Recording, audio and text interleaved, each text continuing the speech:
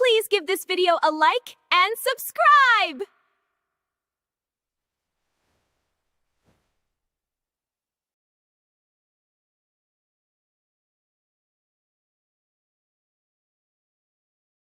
All right, we're going live. Okay. All right. Hello, everybody, and welcome to Honey Badger Radio. My name is Brian. I'm here with Allison, and this is Maintaining Frame. Single women versus single men. Who has it harder in dating? Where we're going to be looking at a video from a channel called Counterpoint. They're like if you get Jubilee on Temu, I guess. And they're basically trying to do the Jubilee thing, and it's basically the same. And this time they have single men versus single women, and they're all Zoomers, by the way, too. This is an important bit of context. So we're going to be reacting to that because some of the stuff that was said. I mean, just brace yourselves, though. These are young people, and so the way they communicate might be like might just be bad. It's going to be rough. I'm just saying it's going to be rough because of the way they. If you want to play a drinking game, play a drinking game where you take a shot every time they say "I feel like" at the beginning of their sentence. and that's just so you know what you're getting yourself into. Okay. So do you follow that? Yeah. Okay. All right. So we'll be a little behind the lingo, is what you're saying, or actually, I feel like. Well, I feel like is very like it's not a therapeutic. It's a therapeutic modality in speech, which honestly, it is. Yeah, I feel I see like what you mean. it's a confessional, a testimonial in therapy speak, which is really common with this generation. I think women of my generation are less inclined to this stuff than the men of the Gen Zs. That's quite a statement. But yeah, I wonder what is going to be the answer to this in this video. Single women versus single men. Who has it harder in dating? I'm gonna go out on a limb, and I'm going to guess that they went with women. Or did they not conclude anything? Well, I don't want to bury the lead, but I will say that there is something interesting towards the end of the video. And another thing is I would save it for later, but there is something interesting towards the end of the video. And also, it is an interesting exercise in basically the way that young men and young women view the world, like the way that they experience it and how they, let's say what they think is important, what it is that they're looking for. Like, it's very different perspectives on that. And I think that you'll be able to like get something out of that yourself. I'm sure that you'll pick it up as well. So yeah, there's that. But so let's get into it. What do you want to tell everybody before? Very helpful. Okay. If you would like to send a message at any point throughout the show, do so at feedthebadger.com/justthetip. That's feedthebadger.com/justthetip. The monthly fundraiser isn't open yet, but it will be available at feedthebadger.com/support. And if you want to join us in our community, badgernation.online. It's badgernation.online. It's the best way to get in contact with us, to send us show ideas and what you'd like us to respond to, and then take part in the research efforts and the community building efforts and all that kind of stuff. So badgernation.online for our Discord, and feedthebadger.com/justthetip if you want to send us a message. Best way to send us whatever tip you want, and the best way for you to send that message with that tip. Okay, I think we're good. Let's just dive right in. Okay. We're gonna start with the opening. So they bring about 3 different questions, and then they do the thing where whoever agrees steps forward, and then they have a discussion, and then they bring the rest of them over. So the first question is statement. It's a statement that they agree or disagree with. The first statement is nice guys finish last. I just want to say before we get into these, I don't like the way that these are phrased because it seems like a little bit of like a trap. Like the statement nice guys finish last is like this kind of bumper sticker sentiment, but it's not really getting at anything really true. So it's hard to have a real serious conversation about it, you know? But anyway, all right, let's go ahead and start. Finish last. We'll start by bringing up everyone that agrees now.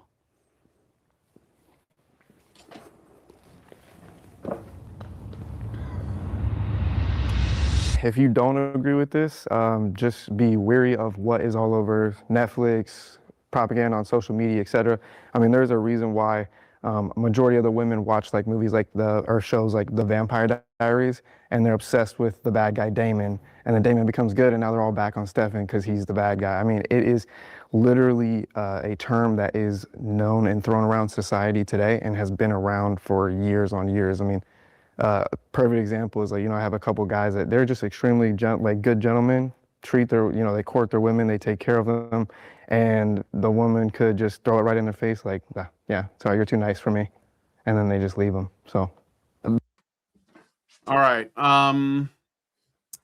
So Allison stepped. Oh yeah, you're there. Yeah, no, so I'm right here. I'm just adjusting. Yeah. Because my camera's off center. Speaking of which, you might want to move back a bit if you can, like move yourself. Like this? Yeah, like oh, I see. Yeah, because you keep drifting, and I think part of it is because you're really close to the camera. So yeah, if you can move the camera a little bit further away from you, that might work. Anyway, so yeah, I was just adjusting because my camera was off center. And that was bugging me because I'm autistic.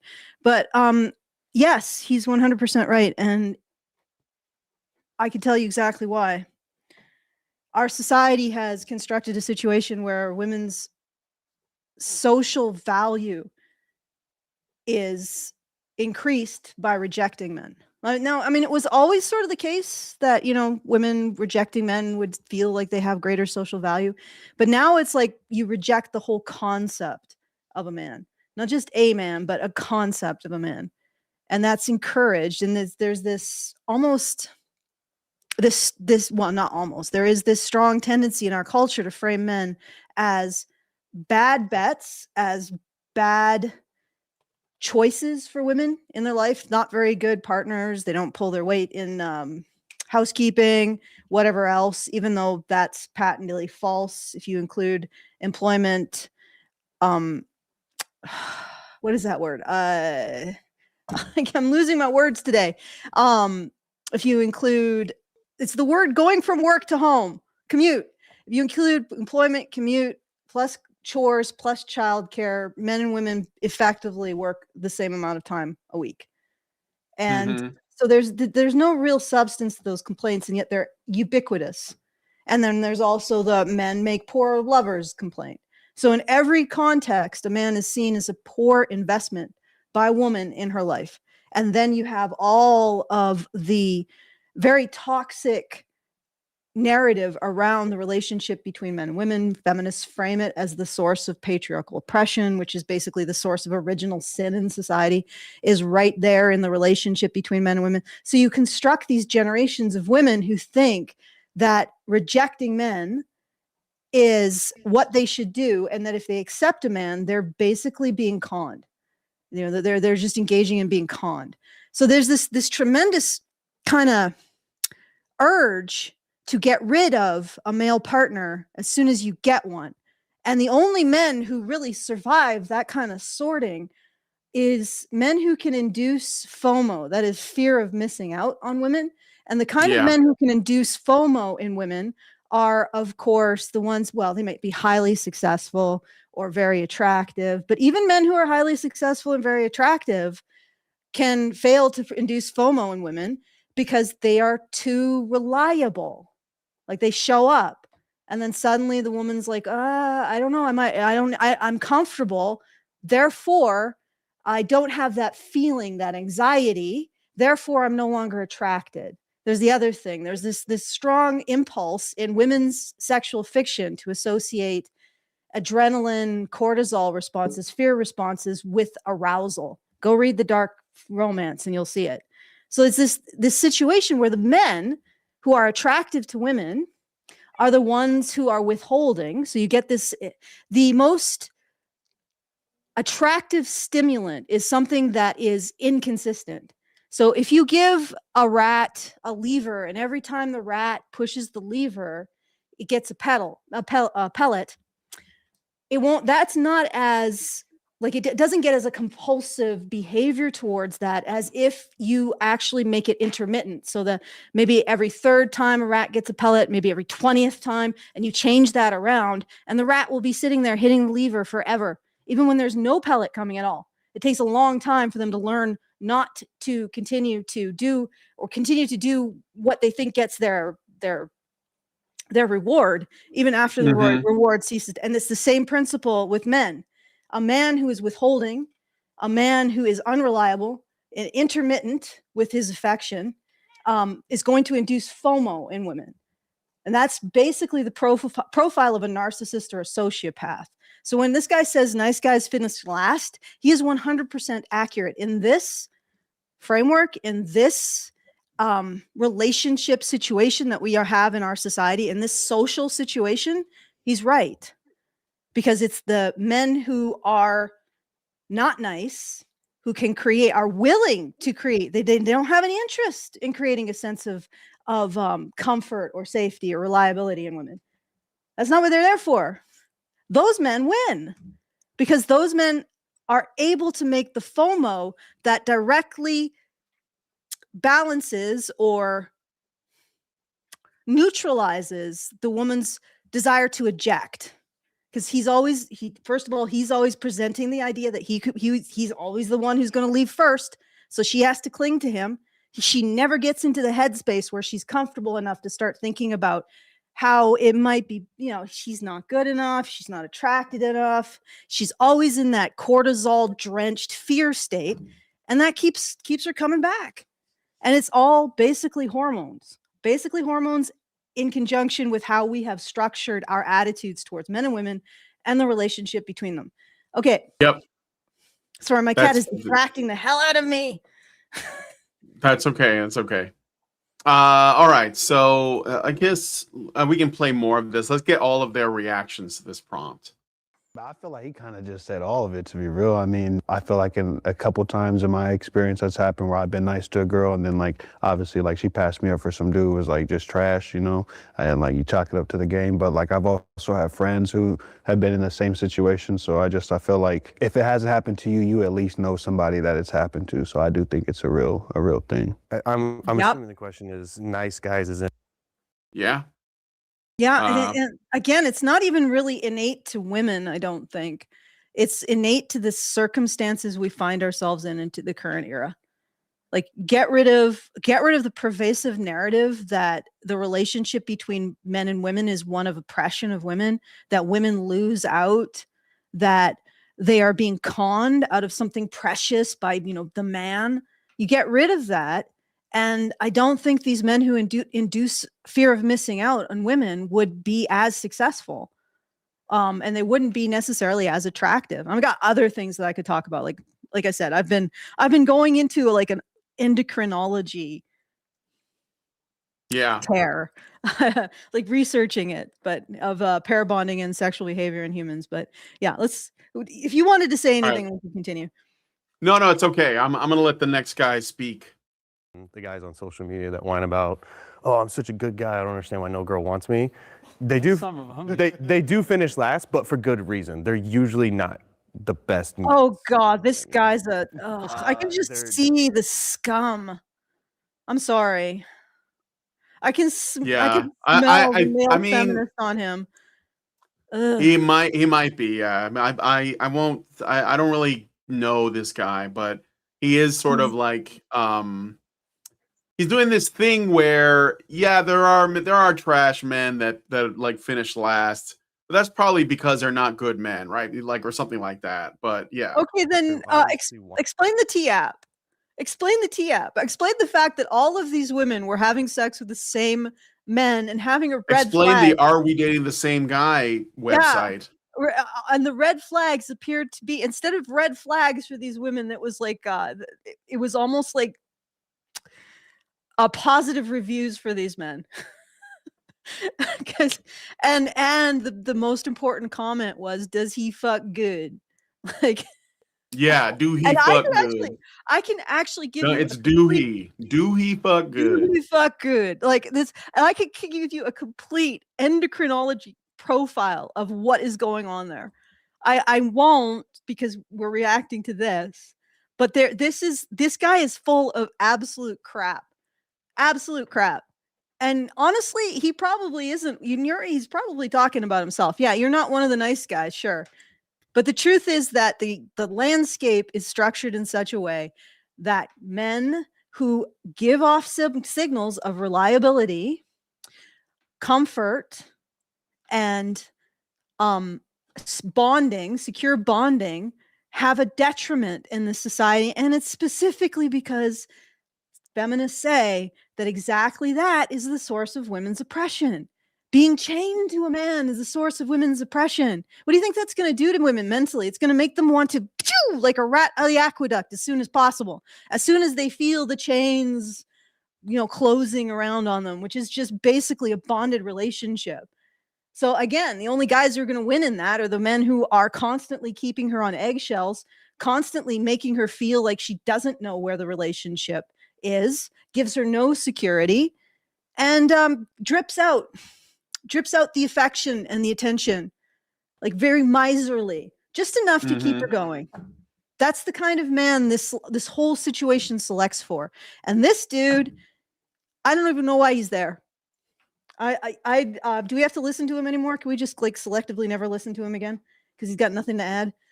We can jump ahead to the next one. No, It's let okay. him finish. Let him finish. I All shouldn't right, be all right. mean.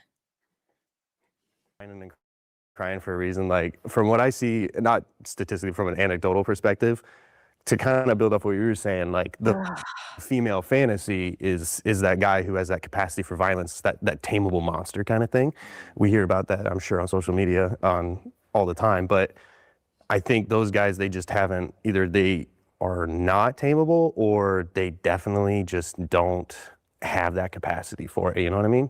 They're those guys that like, yeah, oh, you can never hurt a fly. Well, that's not good because sometimes you have to. Not bad. You have to be strong. You have to be tough. Yeah, I don't Okay. think that, but like that's not. I don't think that that's the issue. Okay, he's It's not not- annoying it's me not- as much. Yeah. Not annoying me as much now, but go ahead, Brian. Well, why would you say he's not now? Well, I mean, he is correct, like about what he's saying here. I think he's going all over the place, and what he's saying isn't as coherent. It's like what Jordan Peterson says. You want to be a man who is capable of this but doesn't, right? And he that's what he's talking about. Capable. Yes, he is, but like that's the thing is, well, okay, I don't know if they get into this, but my problem with that claim is that by that logic, then 80% of men, which is like the majority of men that women are not interested in because they're, because they're not exciting enough, because it's ultimately what women are looking for is something exciting, but also something that makes other women envy them.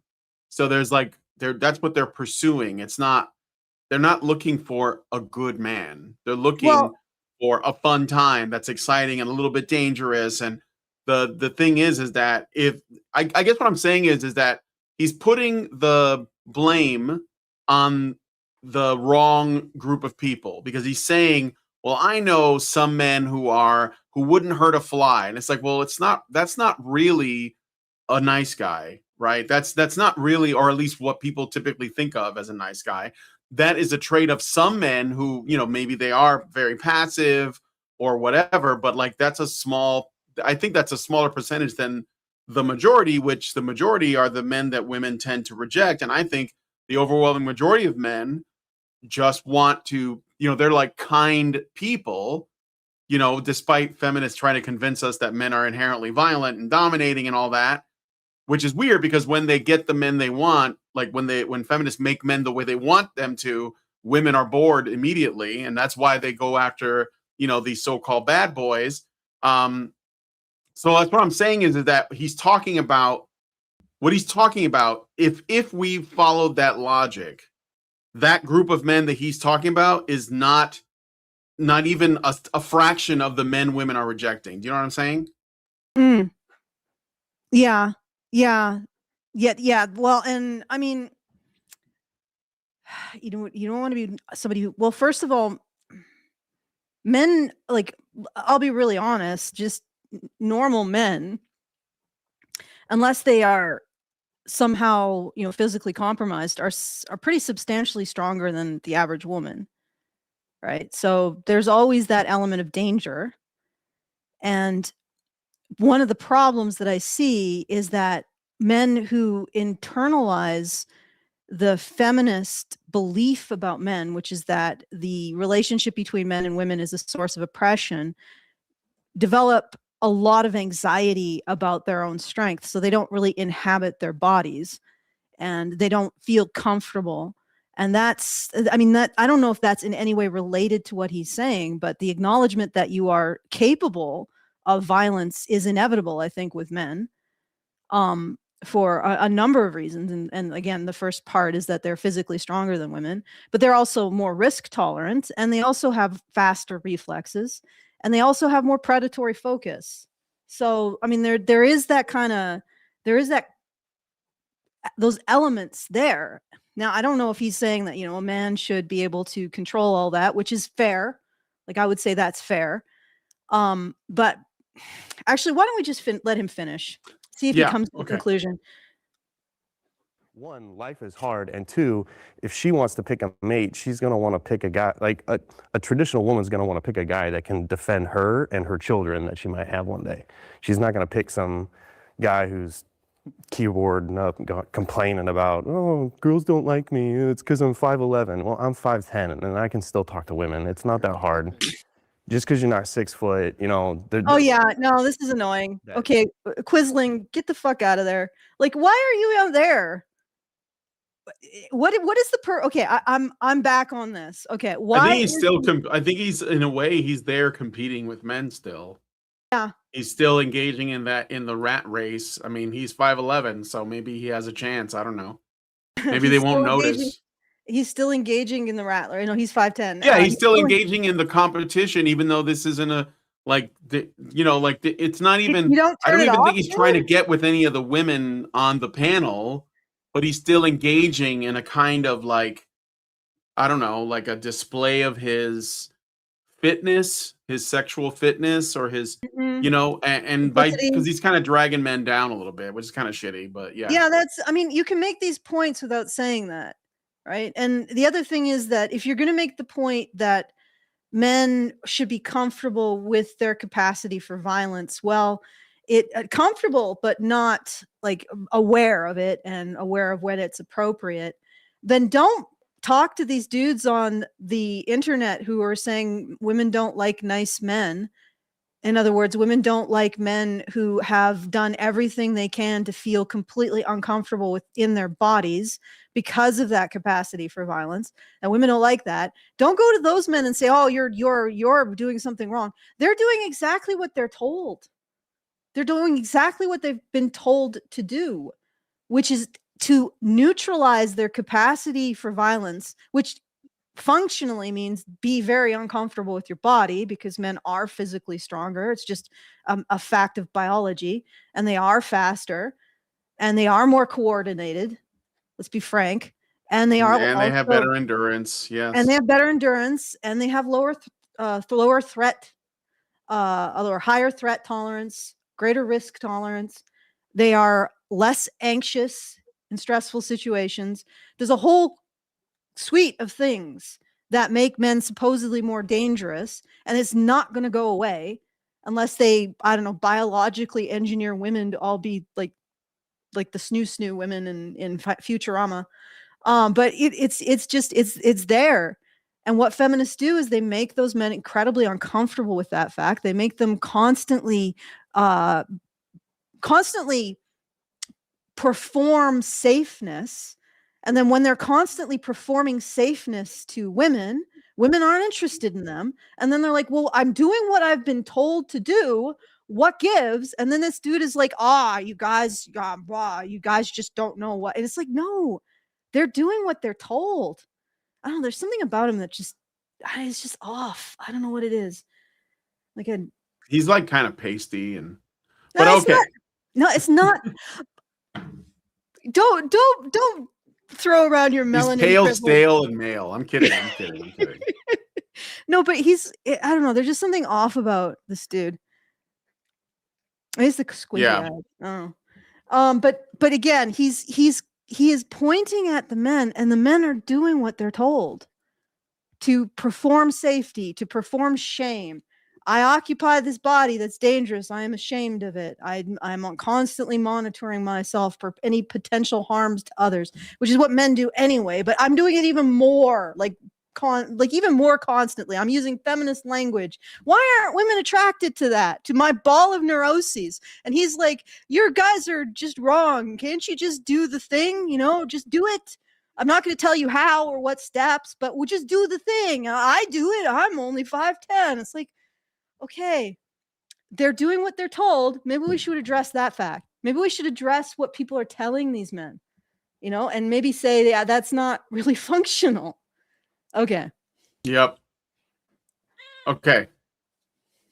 Is able to still be a gentleman. So yes, do nice guys finish last? The stereotypical kind, yes. Is it good that they finish last? Probably.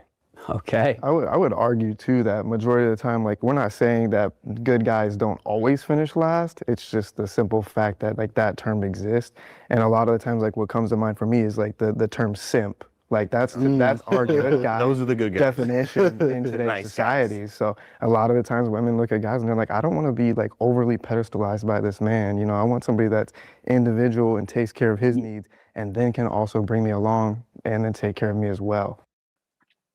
Yeah. Well, I mean, I think this guy is more or less like pretty grounded. Like he knows what a simp is, for example, and those are real things, Mhm. But I do think that it can like get too liberally used for any man that's just being nice, but or just being polite or whatever, cordial. But Yeah. And yeah, no, I mean, go ahead. yeah, he's got I'm sorry, I'm interrupting you. I'm getting squirrely. Finish your thought. No, I think I said what I wanted to say. I mean, Okay. yeah, go All right, ahead. then I shall squirrel. Yeah, I think he's got a reasonable. I mean, everybody should really have something going on for themselves. And they should have their boundaries too. That's the Yeah. thing. Like you don't want, because like if you don't have boundaries as a man, yeah, women will totally take advantage of that. And I Mhm. think that if you let them, then they they'll get bored or they'll get disgusted because they think that. And yeah, women are always shit testing men for that, And I wonder. it's yeah. Go ahead. I wonder how much again is that whole impetus that women lose out in relationships, right? And that's the cultural narrative that we have right now, is the shit testing and the because if you think that you are always on the losing end of a relationship, there's a strong inclination to play these stupid games so that the other party proves that they're invested or whatever else. But continue. Yeah, I said what I wanted to say, but let's right. let's go through this. Yeah. And I think that's a great time to hear what the women think. And our women. Oh, good Lord. Quickly, I'm going to. Yeah, it's time to hear the women. Oh, Oh boy, here I we did go. want to. Get our last. I Yeah, did go want to ahead. talk about simping a bit. No, you know what? I was going to say that there's the problem with blaming men too much for simping is because there's a sort of an endocrine basis for it, and I could get into that, but let's continue. All right. Gentlemen's comment, and then Good versus weak is what I was more referring to. When somebody says like the good guy finishes last, I don't necessarily agree with that. I think that the weak men finish last. I think that the people that aren't seen as being able to support her properly or be able to stand in a position of relationship where she feels protected or comfortable or able to express herself the way that she wants to. And if you're going to sit there and be this good guy, what people think it's Okay. like more as Sir, can I just point something out to you? Everything you've described has been told to young men as the source of the greatest evil in the world. Okay? Young men have been told that this is oppressing women, that this is taking away women's autonomy, that it's disrespecting women. Can we, for a moment, stop focusing on the men who've internalized that message and start focusing on the women who keep pushing it out into the noosphere, right? Because these young men, where are they supposed to get a positive male role model, considering the rate of single motherhood and the lack of teachers to actually explain all of this to them? They're being told what to do, and what they do is wrong, and you're blaming them for doing what they're told. Even though they exist in a society, if they don't do what they're told by feminists, they get punished. They get socially ostracized. They lose jobs, right? They lose friendships. So everything in our society is arranged to deliver the message to young men that exactly what this man has said men should be: protective, make sure she feels safe, make sure you can provide for her. What does that map onto? It maps onto a traditional relationship, which is the source of patriarchal oppression of women. That's what young men hear. So to turn around and then blame them for the fact that they aren't doing that because they're told not to do that and they're punished when they do seems disingenuous in the extreme. Okay. And I know I know he's more grounded, but this is a different guy. Oh, it is. Okay. Yeah, this is a different guy. The guy in the black shirt is the one that I said is a little bit more grounded. This guy is he was the one that disagreed with the sentiment that nice guys finish last. So that's where he's coming from. Okay. Person who can't, provide their end of the relationship is what I typically see. So, because I know a lot of quote unquote good people that are in that finish line of like what I want, and like in marriages, they have kids, they have families, all these things. Are really great people, but they're not weak in the same sense too. So I guess I more so agree, but it's what is your definition of good guy? Yeah, it's in the wording. Yeah, it makes sense. Well, no, but the thing is, the prompt is nice guys finish last, which, that's like a saying, but I mean, you could at least make the case that there's a difference between someone who is nice and someone who is good, because nice is kind of like, people. I think that nice is sort of like shallow, and it's not substantive. It doesn't actually test you. You don't make any sacrifices for people. You just say the right things. You're basically like, going along to get along. You're playing it really safe. And mostly like women are more like when they're sort of performing, their virtues, like when they're virtue signaling and stuff. That's like being nice, but it's not like being good. Like being good is like going into a burning building and like, bringing a baby out or something. I mean, it doesn't be that extreme, but you know what I mean? Like when you're doing good, you don't have as much concern about what other people think about you because you're doing what you think is right in the moment. When you're nice, you're very concerned with what other people think about you. So the sentiment nice guys finish last, if you were gonna talk about that, you can at least talk about it in that framing instead of sort of throwing a bunch of stuff together, right? Like, because now you're basically talking about men who are good men. And yeah, there are good men, and like he said, they won, like they're married and they have a family. It's probably not because they're nice. It's probably because they're good, But being nice is like it's like a cloak that you wear. It's not like real. I mean, you could be both of those things at once, but you can certainly just be nice and not necessarily be good. When the chips are down and when you're like people need you or whatever. So yeah.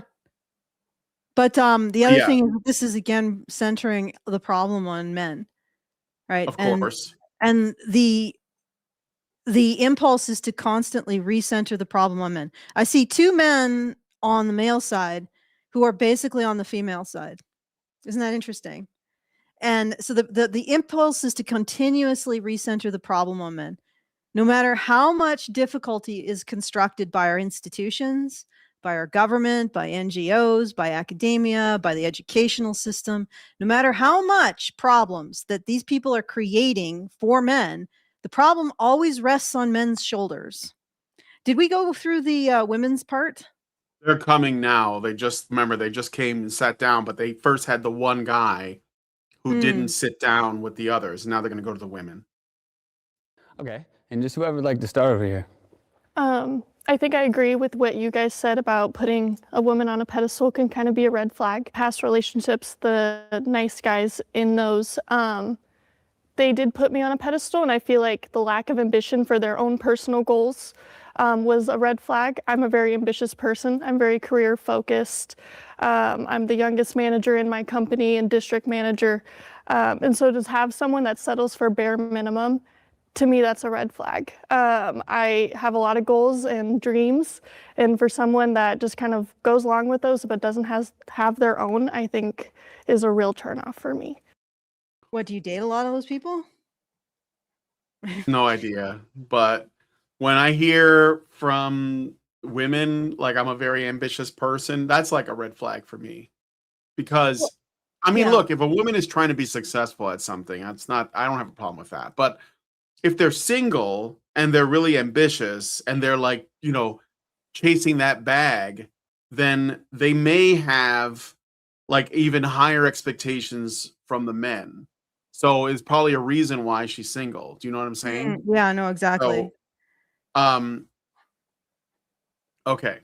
I see some people in the chat. I just want to acknowledge the On Point Heavy's been saying a lot of things. The Last Statue, Brian could teach these lads a lesson or two about growing a mustache.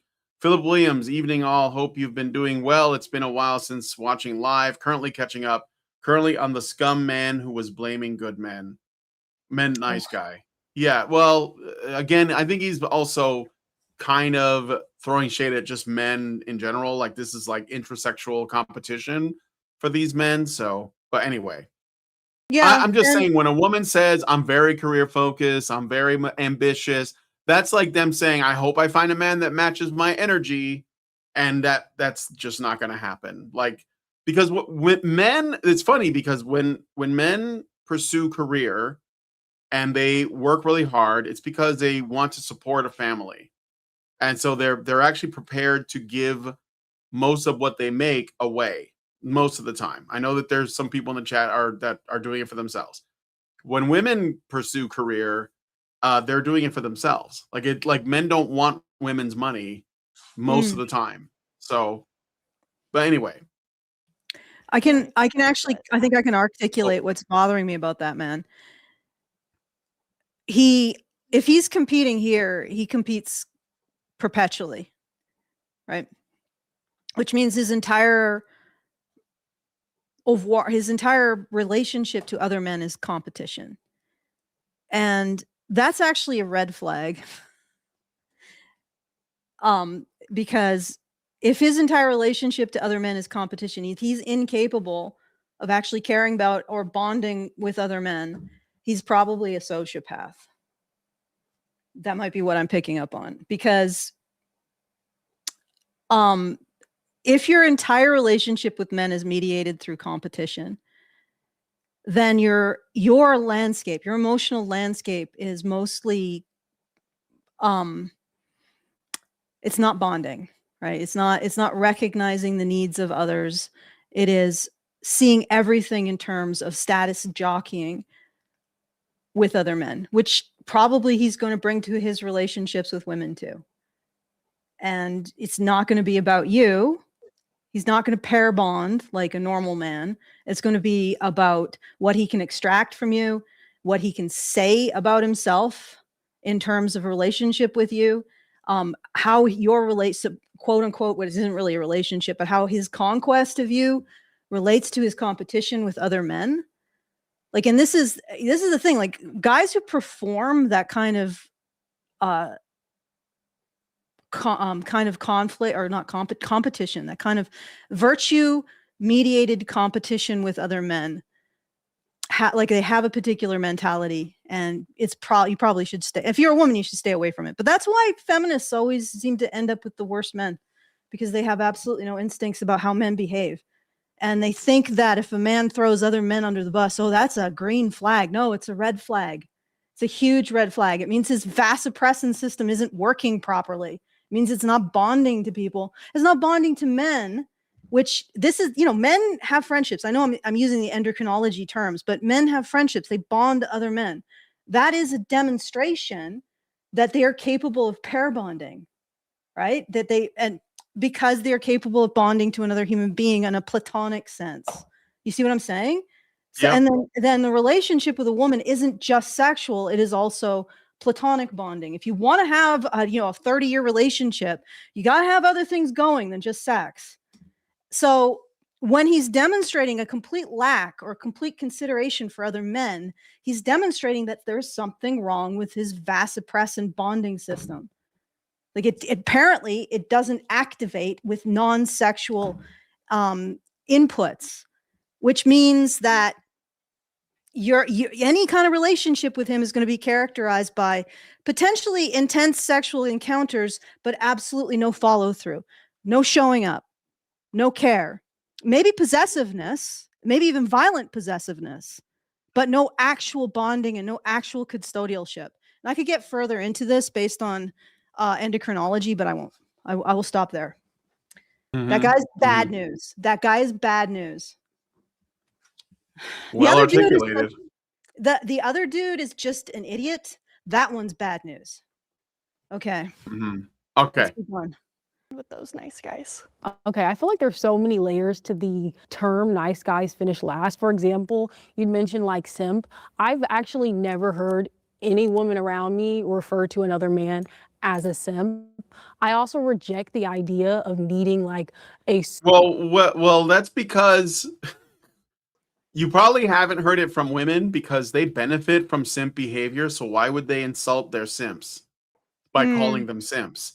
It's men that do that because what men are trying to do is they're trying to shame or coerce those men out of that behavior. Women will never, well, some women have done it because if you're like, I guess, attractive enough, you can just call men simps and get away with it and they'll still send you money. But or whatever it is that you want to get. I remember that one chick that said simping is king shit online. And she was like, I don't know, Pokimane maybe. I'm not sure who it was, but it was a pretty girl on the internet that knew she could say that and men would still basically give her money, which only shows that they're, massive simps. But mostly men are the ones that primarily call other men simps as a way of saying, guy, you have to have more self-respect. That's essentially what it's saying. Have some self-respect. Don't just, like what you work for and your worth, your self-worth is more than whatever it is you're throwing it at. Usually like these women that aren't worth their time or money. That's what, so yeah, you can, of course your girlfriends have never said that because why would they drive away their meal ticket by calling them simps? Like that's risky. Yeah. So anyway. Yeah. Also, I'm really reluctant to really listen to somebody who has presented themselves like that. Yeah, right. Like a burnt Powerpuff Girl. Left him in the oven for too long. A hair hat. All right, but anyway, we should listen to what she has to say because I think this is one of the more interesting characters here. So, but okay, let's go. Masculine man that's going to come and save me and be my knight in shining armor. Okay. Romance books where there's a strong man, but is that something that I actually want? No, when I genuinely tend to think of like masculine men or like someone who's overtly extremely masculine, I think domestic violence. So I tend to actually like a more. You see, dude? Idiot man? Do you see what she's saying? Everything you said, she's taught to see in terms of feminist patriarchy theory. Right? Masculine man equals domestic violence. What? No. Like what the? And the thing is that she sees it that way because she's associating masculinity, manhood, with the toxic masculinity and the oppression narrative. That's what she's doing. And this guy who is talking about, oh, well, men shouldn't be weak. They should protect. Well, what do you think she's referring to when you say you should protect and provide for your woman? She's literally spouting back at you. But that's patriarchal oppression. And that, I'm guessing that nobody ever engages with the fact that she is demonstrating how men who are weak happen. Men who don't support a woman happen. Like that these other men are upset about. Do you see how this is just talking past each other? Okay. Yep. Well, but that guy's not going to like get anything out of this because he's just going to listen to whatever she says and agree with her. I think. Let's see. Maybe they'll argue. And a nicer guy, but like one of the guys here had said earlier, I think a lot of guys say, "Oh, I'm nice. Why don't I have a girlfriend?" If all you have to bring to the table is the fact that you're nice and nothing else outside of that, that's not enough for you to just like. What are you asking for a person to bring to the table? Hey, men, what do you bring to the table? You should just, I am the table. I am the table. But here's the thing. She says, okay, well, nice guys don't bring anything to the table. So what is a man supposed to bring to the table? Can you articulate that? If not, providing and protecting and the things that men do, right? What is a man supposed to bring to the table that isn't just being nice in your framework? Because feminists say that providing and protecting is the source of patriarchal oppression. You just said that. So this causes me physical pain when I see women this stupid and incapable of understanding what they're talking about. Right? Why do we listen to this? If you cannot coherently explain. But you know what? Maybe she does. I suspect she doesn't. I suspect we're going nowhere with this, but I'll shut up. Let her continue. Okay, let's keep going. To nice guys, I would hope that my partner would eventually be Wait, let's go back a little bit. I want to see those guys' faces. nice and nothing else outside of that. That's not enough for you to just. This guy's head is down like, oh my God. Well, he just got trounced. He's like, man should protect and provide for his woman. And she's like, that's patriarchal oppression. It's exactly what I said. That's it. And dude, you are probably 6'2", right? And he's built. You are occupying a completely different reality than the average man. Right? The average, you can probably float a little bit above the feminist bullshit, but the average man ends up in the toxic masculinity trap. Like that he can't actually provide and protect. He can't be a man for a woman because that's oppression. And there's nothing else left. What is this woman? Underwater basket weaving. I want my man to bring underwater basket weaving. I want him to bring an exceptional ability to play the xylophone. Like, what does she want? That's specifically masculine that men can give when you explicitly exclude the things that masculinity gives.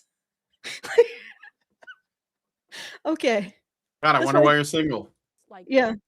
Have a relationship. Like a lot, I've talked to nice guys. I would hope that my partner would eventually be a nice person, but because you are nice, you are somehow below the guys that are like pieces of shit. I don't believe that. I feel like the women that are attracted to that are attracted to the trauma of it all. And if you understand like how trauma plays in relationships, you'll understand that like if you're a nice guy, look for a nice girl, not a girl that wants to go there with you. And okay, so she's getting engaging in like psycho talk, like psychological talk, not psycho, but a little bit psycho. She probably reads dark romance. I mean, like, yeah, like not even acknowledging like, oh well, if they like these like shitty guys, it's like because they're just drawn to trauma. No, they like the thrill and the danger.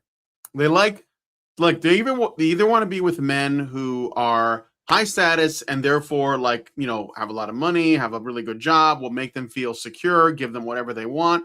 Or if they can't get that, then they want a man who could just kill other men.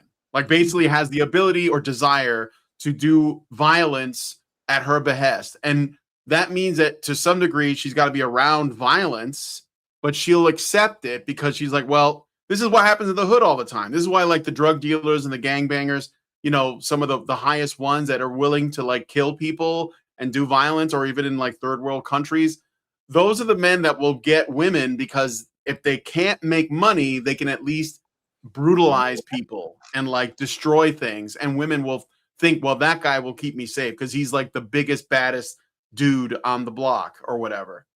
So, I mean, I'm just saying that's what women respond to. Like we, you know, what drives me nuts is we listen to what women say they want, but we have to ignore what they actually respond to. Like, what the behavior says. They'll be like, no, I wouldn't want to be with a piece of shit guy. That's just, and then she goes into her psychological therapeutic shit that she read online instead of going, well, actually, yeah, I do kind of like the drug dealers that will like, you know, kill a motherfucker because he looked at him wrong, because then they'll do that for me, you know? I mean, that's just what it is. Like, I don't know why we're just pussyfooting around this fact. I've seen it. So anyway. I don't know. Let's does she go anywhere sensible? Let's find out. Don't think it's true that nice guys finish last. Again, I think a lot of guys frame themselves as being nice guys, and then they go, I gave you food, why didn't you have sex with me? It's like, it's not really like, usually I feel like in most cases it's just nice. Okay, so basically what I'm hearing is masculine men are wrong, nice guys are wrong. But also, do you notice how one side of this is all about what they want, and the other side is all about how to give them what they want? You know, and what the obligation should be placed on men, and this side is what men should be giving them, and no conversation about what they give men. And this particular woman, I mean, and the funny thing is it's actually worse than that, because so far I have not heard articulated a clear expectation for men. I mean, it's one thing to put expectations on men that you do not put on women. It's another thing entirely to have completely contradictory expectations placed on men, expectations that men feel ashamed of the fact that they're men because they are the source of patriarchal whatever, right? All of this absolute fart of expectations that you can't pin down at all. That is not a coherent set of expectations. That's just a randomly changing obstacle course. And honestly, what these women are describing so far is just the inside of their own neuroses. This woman, I want a man who's got something going on, but not more than me. How about you just want a companion? If you don't want a man who's taking care of you, then go for the companion. In which case, it doesn't matter if he's weak or nice or good. That's what you'd want. You want a companion because you're not judging him on whether or not he can bust a skull or make $1 billion in the stock market. You're judging him on how sweet and gentle and caring he is, right? Yeah. But that's not what she wants either. This is what they're skirting around. And the other thing is that at this point in time, there's probably no reason to ask women what they want, because it's so distorted by all the bullshit they've been told that they have no idea. What they want is so fucked up and so incoherent. As we can see, I mean, we've only gone to 2 of them, and we're already at a point where nothing is clearly conveyed, right? So it's a constant moving target, and it's distorted by therapy speak, by feminist narrative, by all of her girlfriends who are going to pick at her if she ever has a boyfriend. They're going to pick at everything they can. They're going to like judge her worth based on her choices, like to be with this man. Like they're all of this. And if she's on social media, she's going to be picked at by the other hens. Like all of this is so distorted at this point that there is no clear signal coming off of the women. I mean, I didn't have much hope for the 2 on the end at all. I have a little bit of hope for the one in the middle, maybe, The one beside the blonde chick is a feminist. I'm almost certain. But maybe a little hope for the slightly tomboyish girl who sometimes looks like she doesn't want to be there. But I'm You guessing mean that Velma on the end there? No, Velma? Yeah, in the orange sweater. Yeah, you think that's And the Velma? ripped jeans. Yeah, Velma. Is it the good Velma or the bad Velma? Like the original I Velma? don't remember. I won't spoil anything, but Oh, okay. Am I it could completely be off? bad Velma. Could be bad Like Velma. the Mindy Kaling Velma, but not Okay, as not as over the top as that. Okay. Okay, I just want to say one thing before we continue. Try to find one clear standard, right? That isn't immediately contradicted. Okay? One clear standard. The one with the long brown hair, she wants a successful man that's not too successful and doesn't impact her success and also values her success. Good luck with that. The blonde girl does not want a nice guy, but does not want a masculine man. Actually, you know what? Why don't we do this, make this even more simple and clear? Do these women ever say what they want and what they don't instead of what they don't want? Okay. Okay, I won't give anything away, but there is a good bit towards the end. I will All right. we'll come back to that. Okay. I would say it's all on the host, the guy in the middle, the moderator. But let's hear from Tell hiding behind somewhere. But I would argue in the sense of like what you stated, that majority of the men that are quote unquote feminine aren't looking to protect you in any like way, shape or form, in the sense that like, yeah, they might, in your opinion, like you might be traumatized from quote unquote masculine men, but when you're in danger, who's the first person that you call to come save you? I called my blicky. So and Who's this is your funny because I blinky? was in a her gun. She basically saying that she can protect herself. Richard Bier gave us 5 and says, imagine if this woman actually encountered a genie that could grant wishes. What would that conversation look like? I don't know what it looked like, but it would end with some kind of Head explosion. The Eldritch genie's head would monster. explode because it Yeah. wouldn't be able to grant the wish. Okay. Because it wouldn't be clear. The wish wouldn't be made clear. So, and here's the ultimate conflict. This is what's hilarious. And you'll notice this as you go through.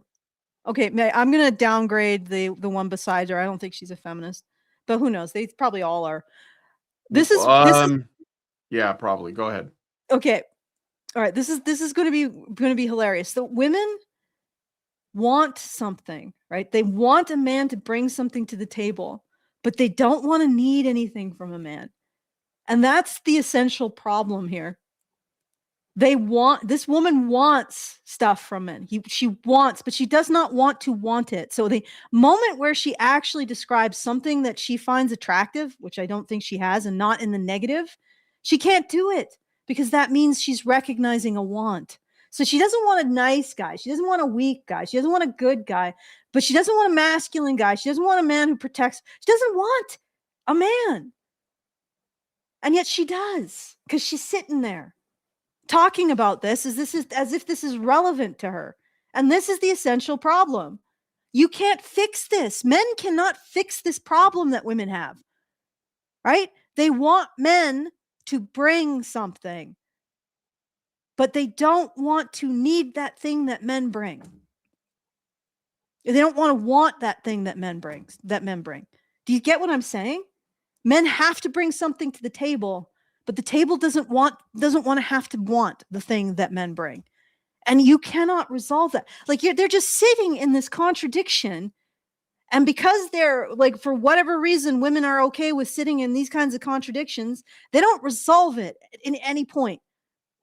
Right? They just sit with this, I want a man who brings something to the table, but I don't want to have to want what he brings to the table. It's like, yeah. Good luck. They want to be in a state of like desiring but not needing, but like, and also like being able to do it on their own, but it feeling comfort in knowing that there's someone who can give it to them also. Yes. Like, yeah. So I know, I get it. It's a product of women living in the absolute most abundant, most safe, most secure time in all of human history and taking it for granted. That I mean, I don't know what, like, if we, like, you know, if we experience a massive collapse of society, women will maybe finally be like, oh shit, I think we need those what were those things that we had around that we got rid of and shamed for all those years? Men, I think they're called. I think we need those now, you know? It's like, anyway. So yeah, let's keep going. Conversation, but I recently had to get a gun.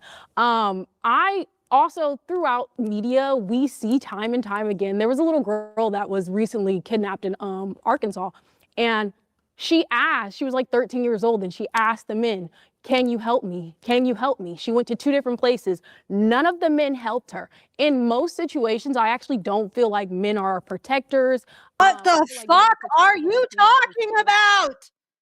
Oh God. Okay, no, I'm not going to start screeching. Lady, you are so full of shit. Like, this is exactly what I'm talking about. The instant that that man said, hey, you probably want a man who can protect you. Who do you look for? She's like, no, I don't want that. I don't want a weak man. I don't want a nice man. I don't want a man who could not protect me or not protect me, because that what, you know, but I don't want a man who could protect me, or I do want a man who could protect me, but I don't want to want a man who could protect me. You see this bullshit? Like, this is bullshit. This is absolute excremental bullshit. I don't know how she lives in her brain. But also, she's full of shit. Men are predominantly police, predominantly EMT, predominantly firefighters and first responders. Right? Men are predominantly the ones who intervene when risk has to happen. The reason why those men probably didn't help her is because she's a 13-year-old girl and they're a man. Let's be honest. They help a strange 13-year-old girl, and they could be utterly fucked. Their entire life could be over just from helping a child. And that's the society that we've constructed. Right? And this anecdote is absolute bullshit. Hell, men spend more time policing lesbian domestic violence than engaging in domestic violence against women. Or at least are probably approximately the same. Think about that. The amount of time that lesbians engage in domestic violence against each other, men spend policing it. And that is actually either equal to or more than the amount of time that men engage in domestic violence against women. Think about that. So men are not just protecting women against fires, hurricanes, criminals. They're protecting lesbians against other lesbians.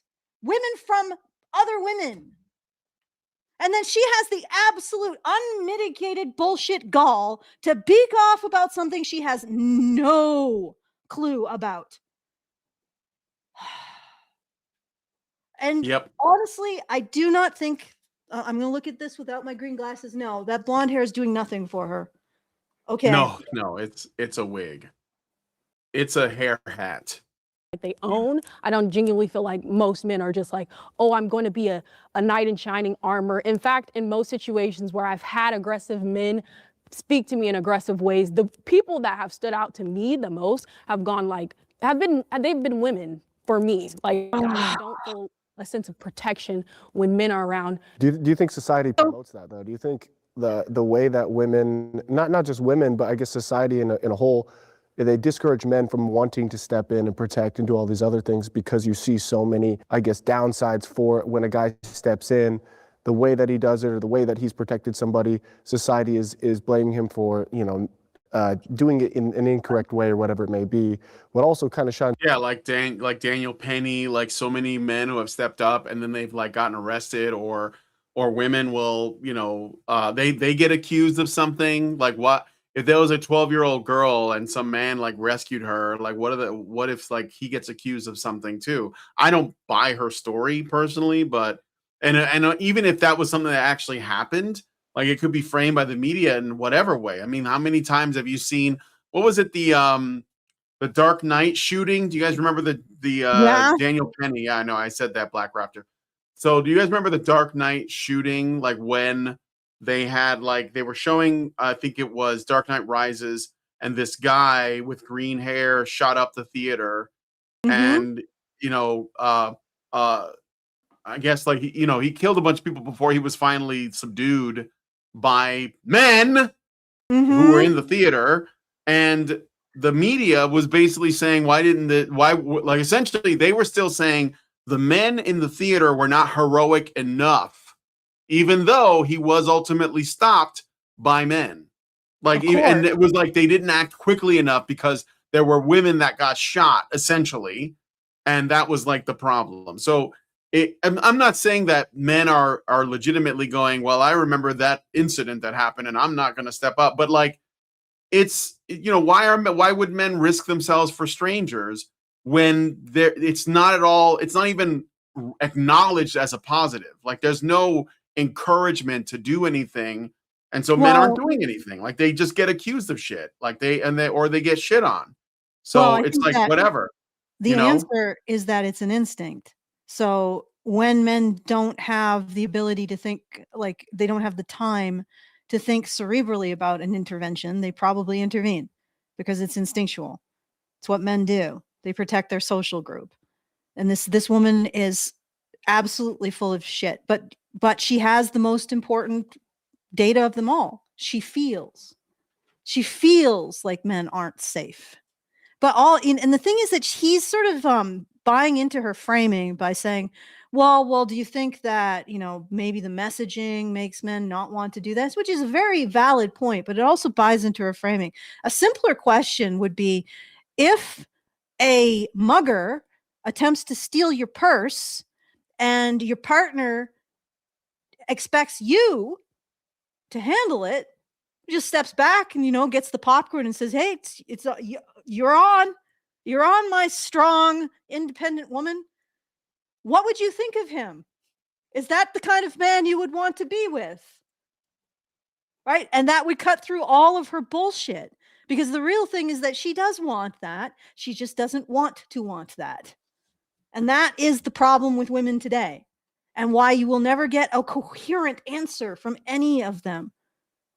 Right? Because because they've been told by feminists that wanting the things that men do is the ultimate being cheated, right? Because that is the source of all of the ways that men get something out of them. Like men sacrificing for them is somehow men getting something out of them. Men taking the bullet for them. Wow, that's just men taking the bullet that they could have took for themselves. This is the framework that they're given by feminism. So when they want a man to do manly things, they hate wanting it. And that's what you're dealing with here. And you cannot pair bond to this nonsense. You can't. All these women are demonstrating is that they are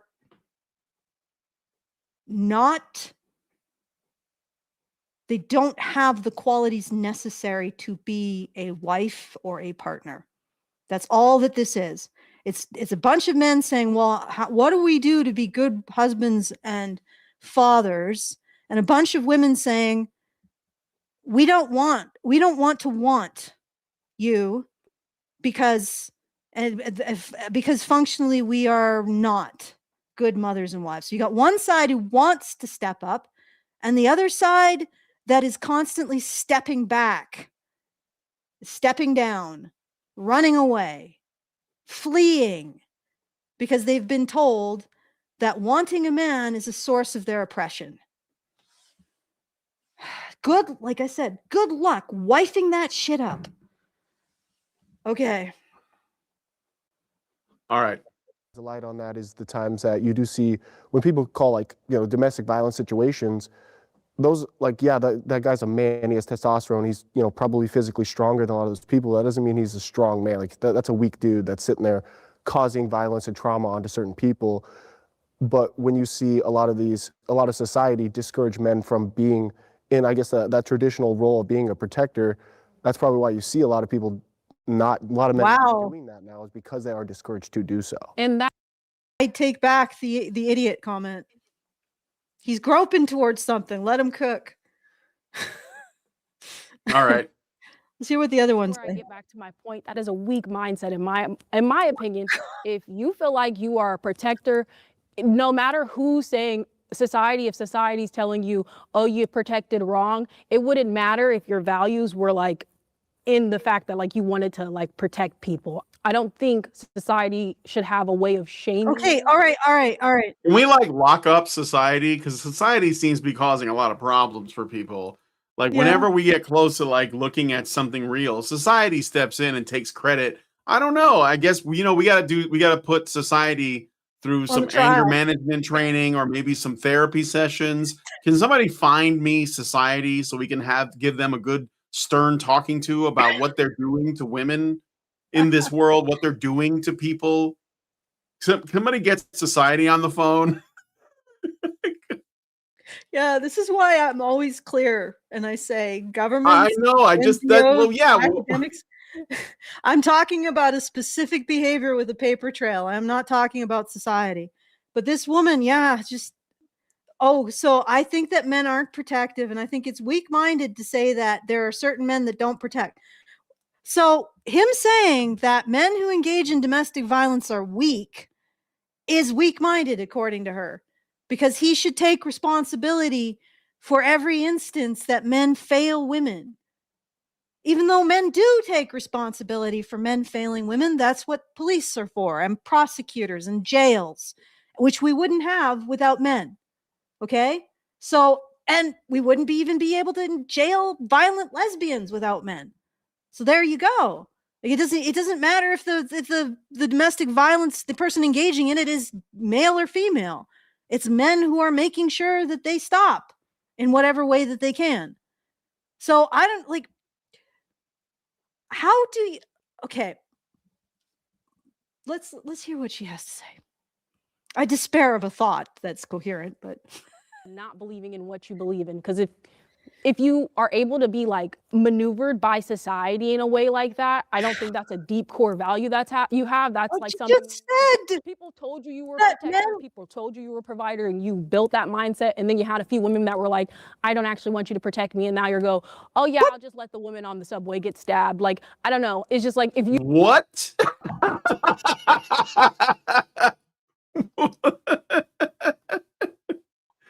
Wait a minute. I have something for that. Hold on. Boy, that escalated quickly. I mean, that really got out of hand fast. A man says, Dr. Society told him, be a provider protector. He goes to do it. A woman says, I don't need that. Another woman gets stabbed on the subway, and the man does nothing.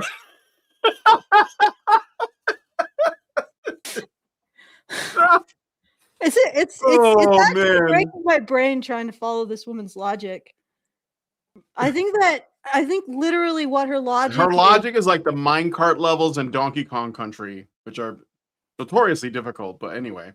I think her logic literally her logic is completely emotional. It is simply reject the man at every available opportunity. Anything a man says, reject it. Reject men here, reject men over there, reject men up, reject men down, reject men on the vertical and the horizontal, reject men in Belize, reject men in Antarctica, just reject men. That's what everything is about rejecting men. Everything out of her mouth is rejecting men. She is displaying the rejection of men because she has bought into the narrative that her social worth revolves around rejecting men. Like that's what it all comes down to. That's everything she's doing. There's no coherence in this. She's like, I reject men when they don't take responsibility for protecting me. But I also even doubly reject men when they do take responsibility for rejecting me. And I also reject the idea that men even want to take responsibility for rejecting me. And I reject the idea that weak men don't take responsibility for. It's like everything just comes back to that one action.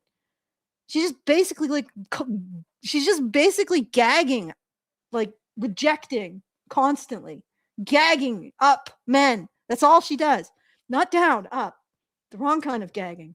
All right. Yeah.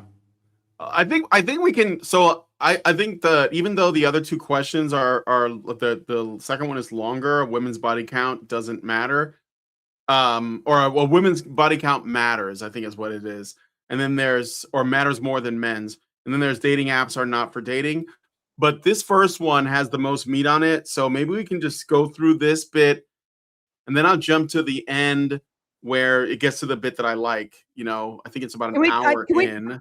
Can we hear what those other women say? I know we're going to play the rest of this is what I'm saying. Okay. I think the other women this woman talks the most. So, but anyway, let's go. Says the least. Truly more Yeah, and says the least. morally, actually felt a way about that, it wouldn't matter who. It wouldn't matter if my mom, it wouldn't matter if God said something. If you truly felt that way, your behavior wouldn't change. If your behavior changes based on societal circumstances. You mean women, what women are saying. So if a man changes to what women want him to do, that's a bad man. But here I have a question, lady. What if men don't change to what women want them to be? Does that not also make them bad? Everything just always lands back on what? Reject men. You notice that? Mm-hmm. Okay. That's her emotional logic. There's no actual coherent, actual logic to what she's saying. Her emotional logic just always lands back on it feels good to reject men, so that's what I'm going to do. Core value. I'll hop. I get what you're saying, and I do agree, in the sense, and you can correct me if I'm wrong, where if you think you're a protector, right, and you see something going wrong, if that's your value, you should protect them. You don't see if you're a protector. This is something you do.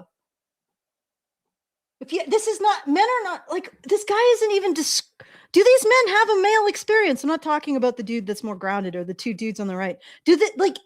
Everything is performance. I see myself as a protector, therefore I should. It's an action. You see the difference? What I'm saying, Brian? I know. It's not something you say you do. It's something that you do or you don't do. Yes, it does. And it's so, not you don't. The thing is, I think this guy feels like he owes this woman an explanation, and he's giving them one, or he's trying to speak their language, which probably is more in the performance arena instead of just demonstrating it. I don't know. The same side of that coin to what they were saying, you see it all the time on social media, the little TikToks and shit, a girl drop her purse, drop her wallet, the dude picks it up and he goes to give it to her, she's like, I have a boyfriend. And then it's like, dude, what the I'm just trying to help you. So it's the media and stuff portrays that a lot. So I'm not saying I'm just saying it's you know what I'm saying?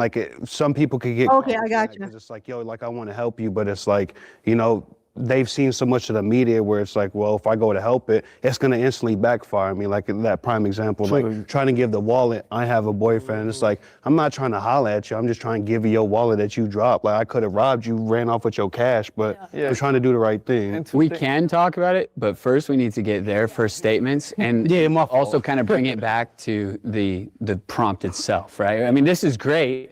It's just they were way off on the prompt there. They were talking about all this other shit, but not unrelated. But they got off topic. I just want to say, men are adorable. I was looking over here. They're so cute. We were just told we shouldn't be glazing them on the stream, but yeah, no, I mean, I'm glazing them somewhat. That guy's, he had a sensible thing to say, and you're right. He probably was trying to say it in her language.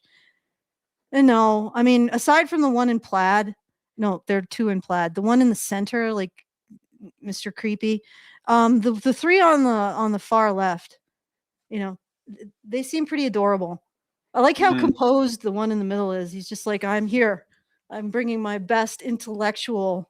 I think he's trying to be. I think the guy in the black, the white dude in the black, clothes, I think he was raised right, but I mean that's just at least to some degree. He had a dad. But anyway, after that, right? So let's get yours, and then it's all you guys. No, I disagree because I think kind of what you were saying. There's a difference between good and weak. I want a nice guy. I want a good guy. I want that quality. But they have to be able to. They can't just be so passive. They can't just. It's kind of the idea of oh, they're put on a pedestal, but what are you providing? You know, it's like, great, put me on a pedestal, but let me also put you on a pedestal, match my energy. Like, let's put each other on a pedestal and build each other up. But I think, you know, there's a vast majority of women, myself included, that like, you know, good guys, want to be treated well, but also want like a man that's going to meet their energy. Like, I'm a strong woman. I need someone that's going to match that. So I do. Red flag. I'm a strong woman. Yeah, Allison, for the record, they're all feminists because they're just modern women. And modern women are feminists. Like there is no distinction that's just, you know, if you're a woman and you're like modern and you're on the internet, you're a feminist, most likely. Like very few of them are not. So strong woman alert. I need like a thing that I can like makes a light strong woman blink on the screen with like sirens. Strong woman alert. But anyway, what's hilarious is let's keep let her finish. I just want to point something out. Like femininity in men, I think that's a wonderful quality. Stop. But there needs to be a balance, just like within me. Stop. Oh God. Do you see? I don't think that she's a very large woman. Oh no, she's a little bit chunky. She's chunky. Yeah, but she says, I want a man to meet my energy. Lady.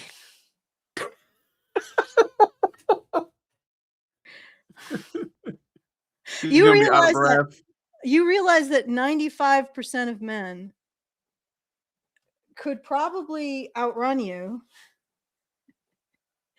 I don't want to say 95% of men could lift you, but they could probably outrun you. I think that you don't have a problem. Most women do not have a problem finding a man who can meet their energy. Well, they do today because men are told that their energy is wrong.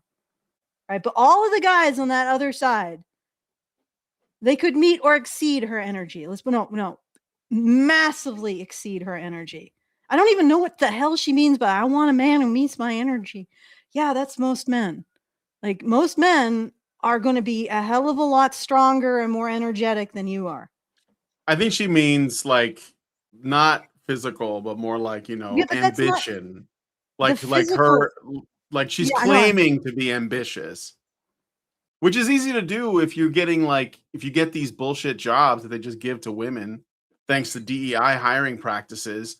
So like if you just get a job at a tech company, you know, going to meetings and eating avocado toast all day, then you're going to be like thinking that you're the shit and you're going to be like, well, I got to find a man that matches that. Meanwhile, men actually have to work hard to get a job that's like pays half as much.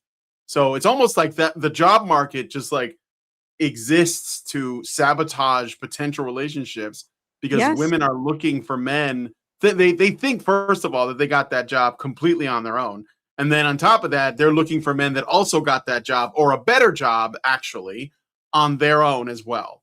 So and men they're just not getting that work because they're not like the schools aren't taking care of them, colleges aren't taking care of them, so they end up, you know. And of course, on the job, they're constantly at risk of losing it for one reason or another. Maybe some chick didn't like the way he looked at her and went to human resources.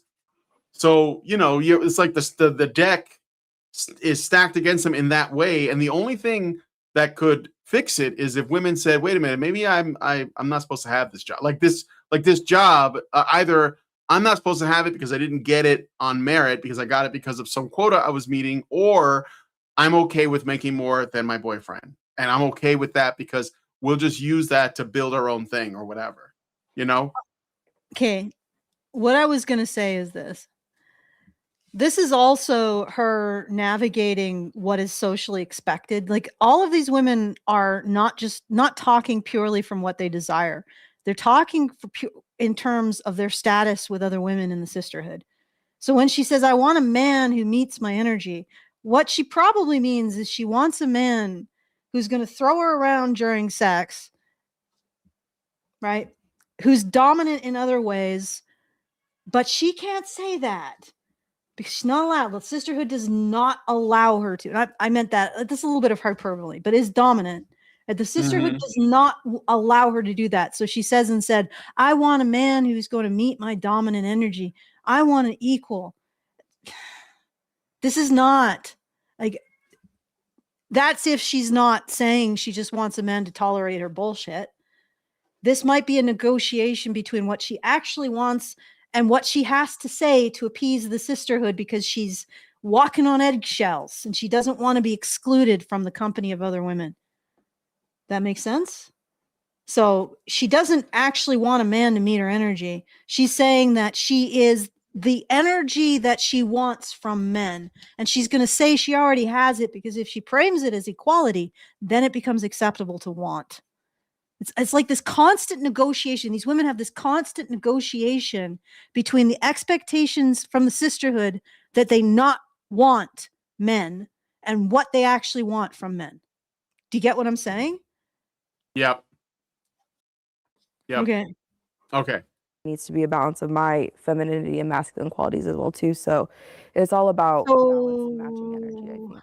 As pertaining to the prompt, I feel like it Now takes a she's certain talking level of about a man maturity matching her to feminine energy. Isn't that Well, interesting? no, she's talking about balance, man, because that's like that's what matters, the balancing the masculine and feminine energy. Of course, she'll be the one that decides whether or not the man is balancing it. So it's like it's not an arbitrary like standard, it's her standard. So whatever that is, you know. But okay, let's look at Velma here. Like, I feel like this is just me personally. I don't know if they agree with this, but if I see you and I'm personally attracted to you, you could be the shittiest person in the world, or you could be the best person in the world. As long as I have that like attraction to you and you don't it up, then we should be cool. And then I also feel like it's just this certain level of like masculinity. It's the difference between being comfortable in your masculinity and feeling like very toxic in it, to where you feel like you have to be this certain person. Okay, wait, am I understanding this correctly? It doesn't matter if the man is an asshole as long as she gets the tingles? Mm-hmm. And also he should be comfortable in his masculinity but not toxic? Oh, good Lord. Yeah. Here are a series of contradictions and paradoxes that I want from men. Oh man, Gen Z is so cooked, guys. They're cooked. But, okay. I mean, I appreciated her honesty. Like, no, I know, but she doesn't think that what she's saying is irrational or unreasonable at all. She's just like, here's a whole bunch of shit that's nonsense that I expect. And I just thought, like, why can't you just give me this? It's so simple. Here's a conundrum wrapped in a paradox. Be that. I want this in men, but I don't want this. Just be a collapsing fourth dimensional geometric shape, guys. That's all you gotta do, bro. That's so simple. Be a tesseract, bro. Tesseract Max. No, Gen Z men are cooked too because they can't get with Gen Z women, dude. I'm not saying that they're not, that, you know, like I get that Gen Z men are actually more based than previous generations, but they have to deal with these women. So that's a problem. I'm curious how the men are responding to this now. Oh, I know. They're probably trying to like decipher what's going on. Like, let me get my decoder ring out and figure out what she's saying. But okay. Look at you as you're weak or this, that, and the third. Like, honestly, like me personally, I do want a masculine man. I want a man to sit there. I want to be led. As a woman, I feel like my job as a woman is to be led, not to be controlled. But if you telling me I'm doing this for your good, I'm going to at least take a step back and be like, okay, is he doing this for my good? Does he even have the qualities to lead me? Is he even able to be put in that position? So when we talk about all these nice guys, it's like you said, the difference between nice and weak. It's like, are you just doing this as a tactic of control? Or are you doing this because you really want to see me shine? You really want to see me grind? There's something I want to see what you guys thought of. Okay, here's the question, lady. All right. If you do you understand? Okay, so a man should lead, but not be controlling. That's a really fine line. She wants men to lead, but only if she trusts. She doesn't have the ability to give trust, though. Yeah, that's the problem. Allowing a man to lead is a risk to women, but she's not willing to take a risk. Yeah, So, and I would say that the reason why she's not willing to take a risk is in her language right there, toxic masculinity. Right? If she actually, like, I mean, of all of them, I think that she might be the least problem, and that is not saying He's much. probably the most grounded for a woman, yes. Yes, it's not saying But much. she's still guys. asking for paradoxical shit. I think that what I believe it is that this conflict of like what they're told that they should want and then what they actually want. Yeah, And that's what those I things was are contradictions. Like they're battling the feminist narrative about men and then their impulses, you know, or Yes. their biology. And those Yes, things are exactly. at odds. Does that make sense? Am I wrong? Well, yes, that's what I've been saying. Like Yeah. they have to frame everything in terms. They're hedging with the sisterhood, with everything. Like the one in the middle is hedging with the sisterhood when she says, "I want a man who matches my energy," and then she mumbles something about femininity. And I think that what she means is, I am going to say that I'm strong and dominant. I want a man who matches that energy because I just want a strong and dominant man, and I'm not allowed to. And the woman in there is like, I want a man to lead me and I want to submit, but I'm not allowed to want that. So I'm going to say, well, only if he's not toxically masculine or controlling. So they're both like, they're tithing to feminism, the feminism in the room. You got to look at these women and just imagine a gigantic, bitchy female giant leaning over them saying, you better say what I tell you to say. Right there. Yeah, like if the man is leading based on her like whims, then he's not leading, she is. And I think that on a gut level, women will sense that something about this is wrong, even though they're getting what they want. Yeah. But again, they are, like you said, they are trying to negotiate between what they want and what the sisterhood, they think this, well, they know that the sisterhood wants them to say. And that's why it's almost impossible to make a connection to this, because the sisterhood does not want them to have a partnership. The sisterhood wants them to think that the worst thing they can do is want men. So somehow they want things from men, but they don't want to want those things, which is functionally impossible. And that's why everything they say is contradictory, immediately contradicted, immediately qualified. And like I said, oh gosh, that guy, the Indian guy is grinning his ass off. Actually, the two of them are. Like the one in the middle probably is just thinking, oh, how do I make myself how do I increase my status? At this point, the host interrupted, so I might be reacting to him. Oh yeah, all right. Well, the moderator. Yeah. Nova Fan gave us a Rumble rant and said, whenever I hear a woman say a man needs to match her energy, lead but not control, etc., it's all code for spoil me without telling me you want, I want. What? Without telling me you want, I want. Okay, I just read it. I mean, I think I know what you're saying, but I think you're saying spoil me without telling me what you want. Maybe. All right, but anyway. So we've gone for about an hour and a half. I think that I'd like to get to the good bit, unless you want to hear what the moderator says. Sure, let's hear what the moderator says. So the men don't say anything interesting to all this nonsense? I don't know. Let's see. Based on like my understanding of looking into it, it comes down to like presentable value. So like if he's in a relationship with you and he's like putting you all the time, number one, I love you, beautiful, all this all the time, not really anything about him. They say that would be him projecting that he has no value. Like you have all the value. No offense, I'm not saying you actually, but you know what I'm saying? So it's like, and men or women, I can't believe people that provide how gracious he is. He actually is aware of the fact that he might be reducing that guy's value. Did you notice that? Mm-hmm. So there's no, like, he's not creating a hierarchy with him on top, or he's trying to. That is actually really gracious. Yeah. What he just did. I don't know if it's because he's the moderator or like this dude is the one in the what is that, the greenish, the dark gray plaid, not the white plaid. He's like, I'm going to compete with all the men, and this dude is like, no, I'm going to make sure that I don't reduce your status relative to me. See the difference? Like, okay, just interesting. Just something I noticed. It is. too much of that validation.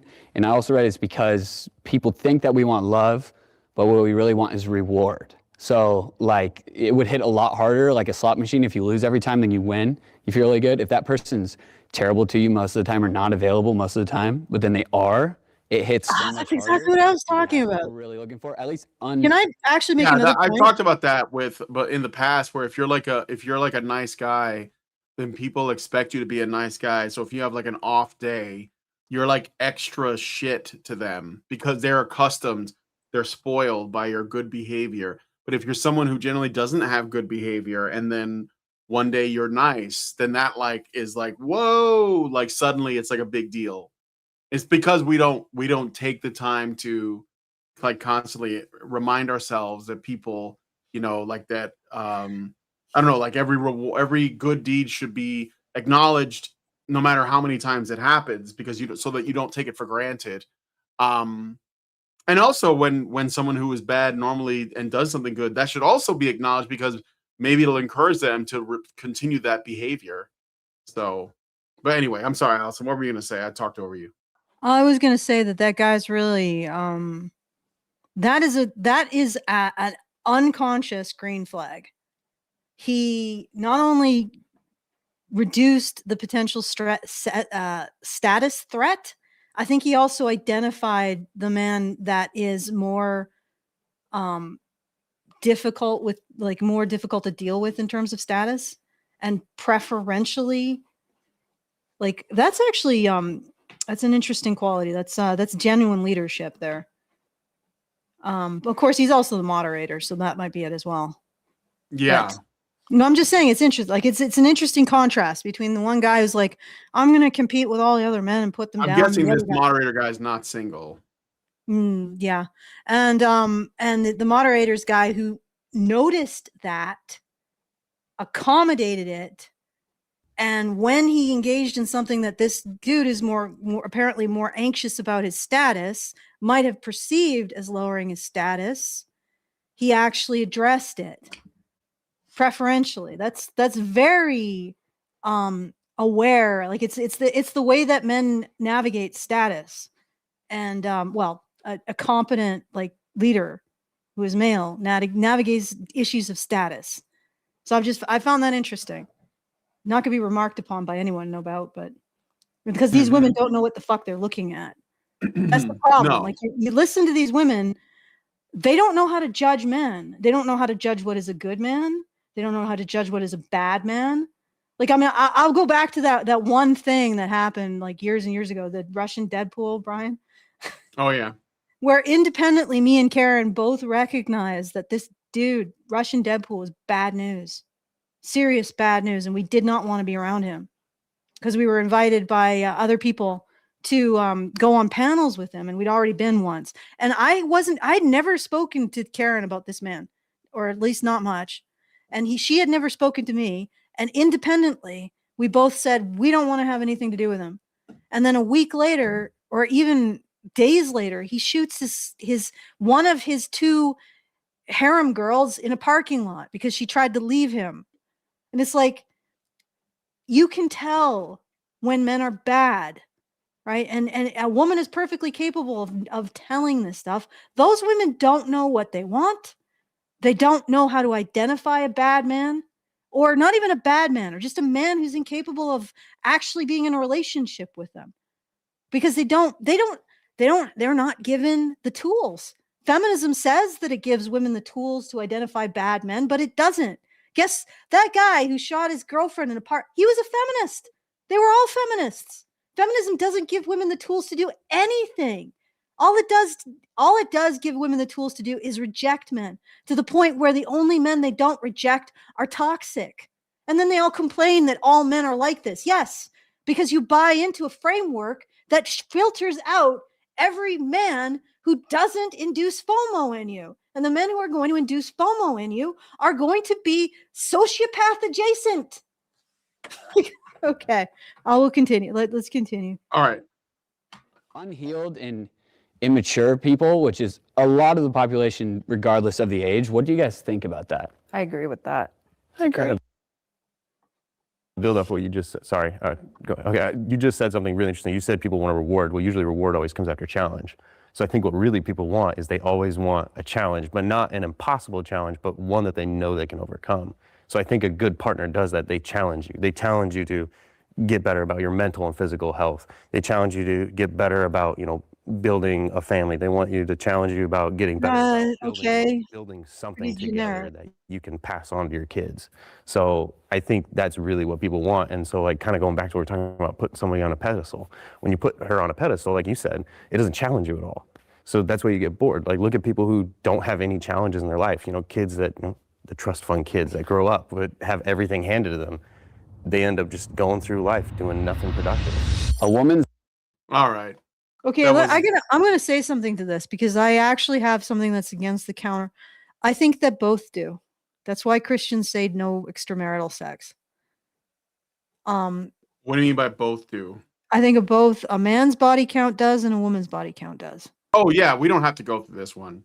Okay. No, and I think it does, but I think that women have a lot more opportunity than men. So like Yes. women's body counts they tend to be higher than men's, like by a lot, because if most women are rejecting most men, just like a phone number or a date, then they're definitely not getting like laid. But women have a lot more opportunity, especially because of dating apps and everything. So I think that yes, I think that a high body count can negatively impact people regardless of their sex. But women have a lot more opportunity, so their body counts tend to be much higher because they're just they have more access. Like it's just easy to do. With men, okay, actually I won't go into it, but it's the way that people are conducting their lives now is actually impedes the formation of pair bonding. And as a result of my endocrine studies, I have concluded that the single best form of courtship is the standard Christian courtship. I know this sounds really weird. They've somehow intuited the precise way to create the strongest pair bond, and among other things, because I would say that they're being sneaky and kinky, but I won't get into it. In a very wholesome way, they're being sneaky in a wholesome way. But yes, the Christian courtship is the best courtship to create a pair bond. It's better than arranged marriages, which is the usual pattern in more traditional cultures. So it's interesting how it all fell out, and it comes right out of the biology of pair bonding and how men and women's endocrine structures are arranged. So it's just fascinating, but I won't go any into it because I'm not gonna spurge all over you. Spurge and spurg. Yeah. Yeah. I mean, look, we don't have to like listen to any of this stuff, but a lot of the women kind of like they kind of expose themselves as having a pretty high body count because they're so upset by the fact that it matters. But the thing is, it's two things. So yes, I think a high body count can affect the individual in terms of their ability to pair bond. But when it comes to their value, I think women's value is lowered by a high body count, but men's value is raised because when a woman sees a man as getting a lot of other women, she sees him as like a prize, where oh, he's doing really well with women. I'll make my girlfriends jealous with this guy. So it's got more to do not so much with the behavior of the person with the body count, but the response by the opposite sex to that. When men's response to a woman with a high body count is, oh, she's probably got diseases, she's a little too loose, she might cheat on me, like whatever, right? She's treating this as very casual. I'm not a fan of that. Women see it as, oh, that guy conquers a lot, he's doing really well, but he hasn't found the one. Maybe I'm the one, right? Like there's like a different perspective on it. So I think that there's two ways to look at it, but I think in general, for good psychological and sexual health, it's probably better if you have a low body count, regardless of your sex. At the very least, so that you don't get a disease. Like I mean, at the very least. So. Okay, let's go to your last bit that you thought was really fun. So let's go. Yeah, that's about 50 9 minutes. So it's like over here, 58 minutes. I'm gonna try and find it. Okay, here we go. I thought this was pretty good. Everything right. That being said, if you haven't paid attention yet, if you want to learn how to find someone, and you're single right now, both sides have pretty much laid down exactly what the opposite sex thinks. So you could take this, and counterpoint could be the result of your future happy relationship. Okay, So, but that being said, my dude, as much as I appreciate your instinctive, you know, I don't want to say alphaness, but you know, being a good leader, what these women said was incoherent. And the honest to God truth is it really had nothing to do with what they desire, because they have the sisterhood in the room with them that insists that they can't want what they want. Like that's not acceptable. It's not acceptable to want men. That is not acceptable. That's what the sisterhood is telling them. So they're constantly hedging and contradicting themselves and producing nonsense and living in that headspace where the sisterhood approves of them if they reject men. So they say a lot of bullshit. And it's like, well, nothing actionable has come from the right side. It's all incoherent. And the men are just there and they're like, well, what should they, and even just asking, what standard do we need to live up to? And maybe if we live up to that standard, you should tell us that this is that we have at least lived up to the standard, and not say that we have to live up to the standard and then complain about living it up to. Even that is not sufficient. Like, these men are there to live up to a standard. They just want a clear standard, and they want the feedback clear. Right? They're stepping up and they're saying, okay, give us a standard to live up to. And the women are like, well, I want you to be masculine, but I don't want you to be masculine. I want you to be leading, but I don't want you to be controlling. And the difference is toxic masculinity. So what's toxic masculinity? Well, it just seems to be masculinity. So don't be masculine, but also be masculine. So go back to part 1. And I want you to match my energy. But that I don't really know what that means. And also I want you to have something going on, but not so much that interferes with what I have going on and you supporting that. And it's like endless back and forth contradiction, because literally they have been taught by the sisterhood that they are not allowed to want men. And they are trying desperately in everything they say to square that circle, which means everything that comes out of their mouths is incoherent. Ladies, you can either pair bond to the sisterhood, who doesn't give a fuck about you, except maybe to backhand you if you disagree, or you can pair bond to men, and men are far more adorable. Okay. All right, let's listen to that wasn't the bit, so. Is anybody comfortable with that? Yeah. Okay. Why do you think you're single? I think I'm single. So now he's asking them, why do you think you're single? Which is I think it's a great question. Oh my God. So yeah, this is a great question, because well, we'll just let them answer. So first we go to this chick that's clearly covered in tattoos and is trying to cover it up, but not too much, because she wants people to know she has tattoos. One, I was very career focused for a long time, but now that I have built that, I've been learning how to kind of manage my time better. And I haven't had the opportunity to give that a chance, but I think managing my time has been a real focus in this healing year that I've been doing. That doesn't explain why you're single. But also, No, I know. She's healing, Allison. She's healing. From what? Doing a career? Maybe you shouldn't have done that then. I don't know. I'm assuming some one night stand that didn't go the way she wanted. She's really deep in the therapy speak, but okay, continue. Yeah. Weird hobbies. My house is very like Victorian type of style. I work at a thrift store. I have very odd furniture. Your career? Okay, wait. Yeah, that's her career. She worked in a thrift. She's been focused on her thrift store career. You work at a thrift store and that's your career. Not you own the thrift store you work at. I don't know, but okay, let's keep going. Okay. So I will say I have weird hobbies. first things first. So she thinks she's single because she has weird hobbies and because she's been working.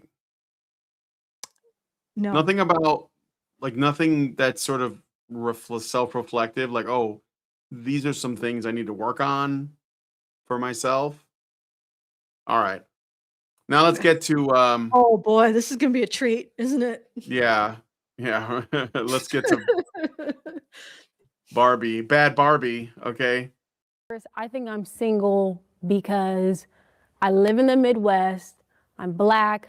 I'm opinionated. I'm a lot of things that I think a lot of men right now don't want. But I don't also only date men. I think the reason I'm single is actively she's made bi, sure right? Or does she myself mean out. dogs? She's opinionated, guys. He's opinionated. Now, of course, I don't know why she says I'm Black, like that's an obstacle, like Black people date all the time.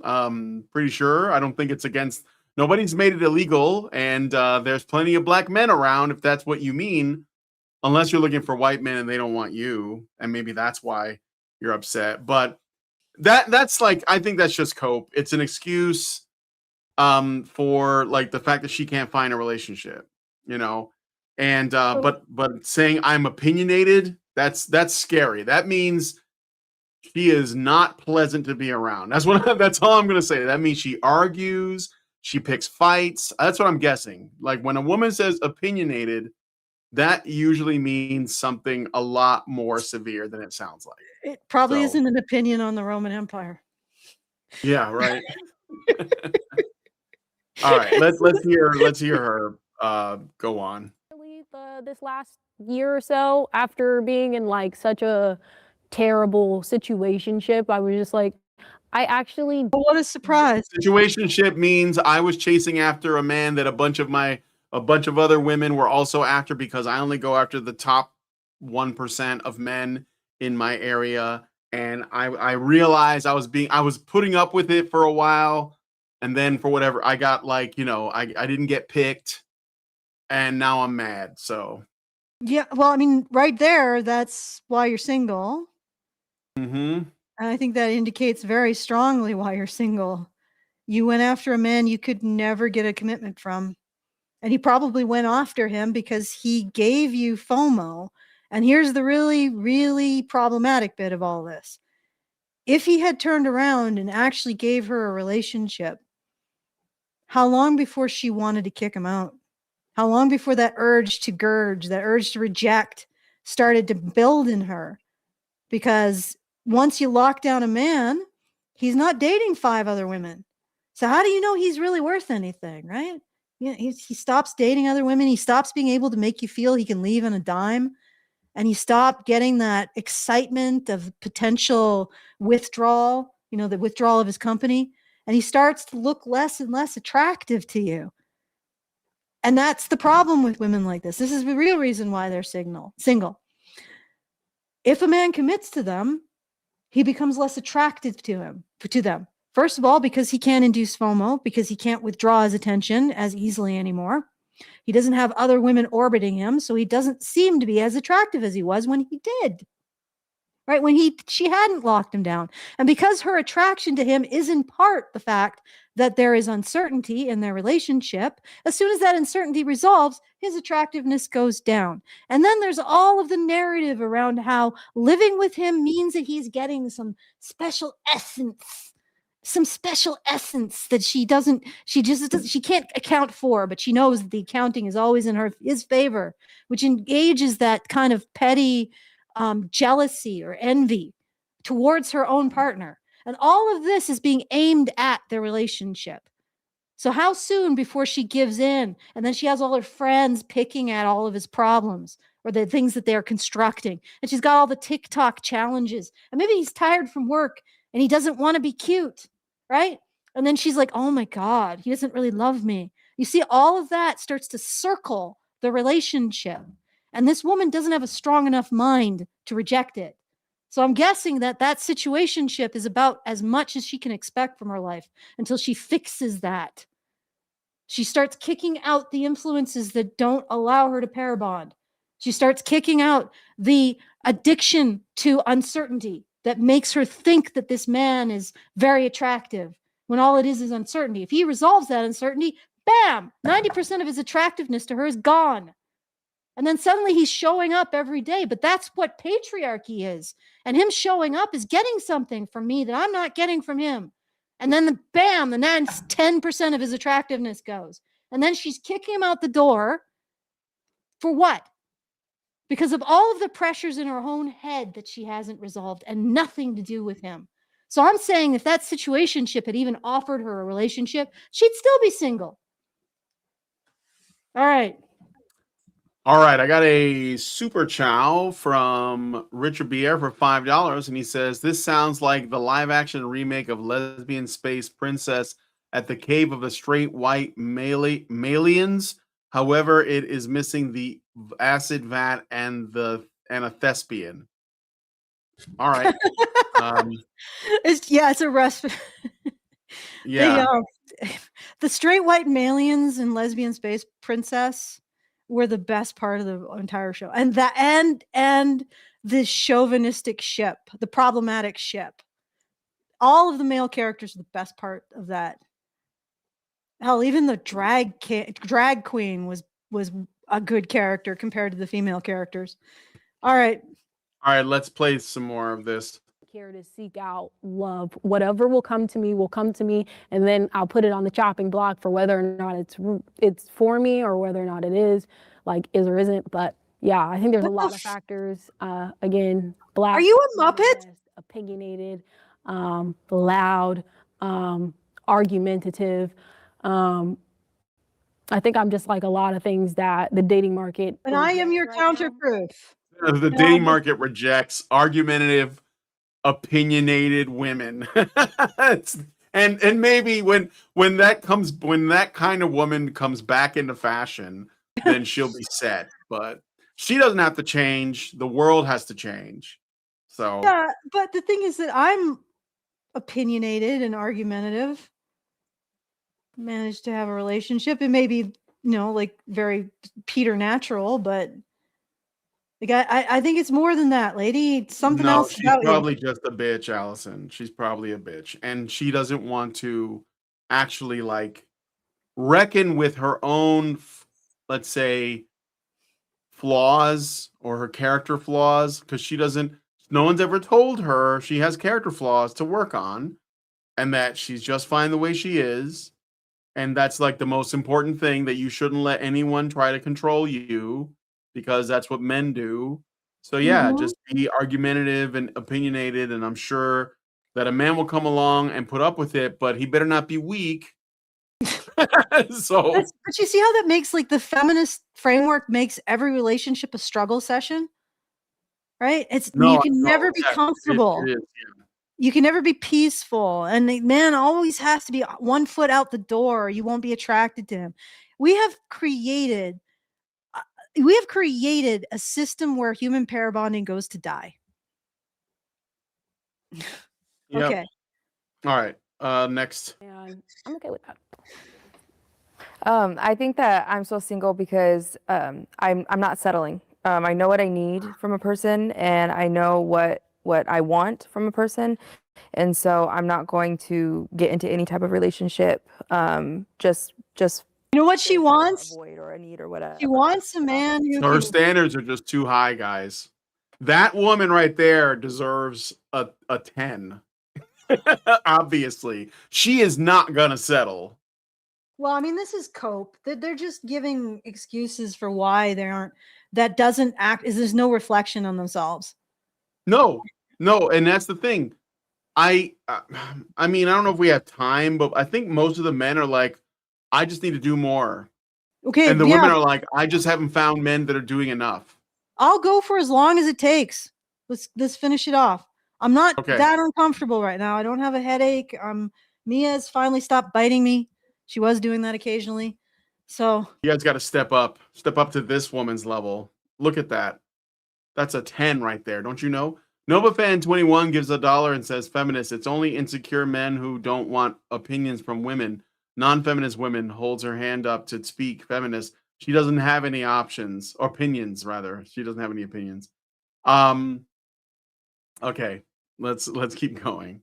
So they have to meet my needs. And I think, you know, I've been divorced now for 2 years. I think a good chunk of that time was intentionally being single, of just really trying to like be myself. So now as I've like started to get myself out So there, now that I've why learned are what I you need, what single? I want. Perhaps we could drill down into the divorce. We could start there. You were single because you got divorced. How did that happen? What Yeah, went well, it was wrong? probably him. He turned out to be a narcissist and toxic and stuff like that. Yeah, probably So, not if he married you, but okay. yep. I'm not saying her What specifically, I but want. you know, narcissists are not really known for their commitment. He probably was just Mhm. slightly crabby or something mild. Let me put it this way: when women say all my exes are narcissists, I'm like, well, either you're Yeah, choosing no, them for sure, for sure. preferentially, or something You else. got dumped 109 times, it's probably their fault, right? Yeah, common denominators don't exist here. All right, let's keep going. Yeah, there's no such thing. All right. My life, what I want for my daughter's life as well too. Oh, you have a I daughter? know. Oh my! Oh, jeez, and you're not settling.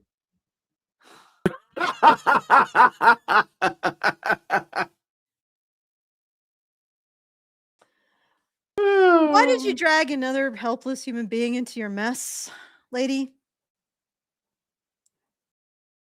Okay, Yeah. let's keep All right. going. I know more of what I want. So I think it's for me the hardest thing of the needs to me. So if y'all are listening to this and want a tip of what you know is important, I think it's emotional vulnerability and emotional availability is a big thing. I think it's really hard for me as a very emotionally intelligent person to connect with people. A lot of people aren't able to connect on that depth level intimately, like emotional intimacy, and so that is, I think, Wow. what's kind of has been Okay, lacking. I think lady. Yeah, so it's the why are you still single? It's everybody else's fault. It's men's fault. Yeah, okay, but did you just hear They're what not she stepping said? up. What an incredible narcissist.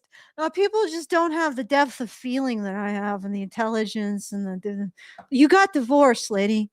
I would not be putting on those airs. A little bit of humble pie might be in order. Okay.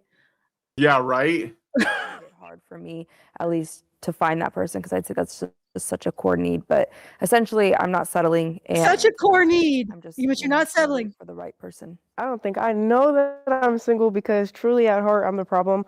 I took a lot of the defensive coping mechanisms from my last relationship and I start to throw them onto other people. So truly, like, you don't really want to be with me, honestly.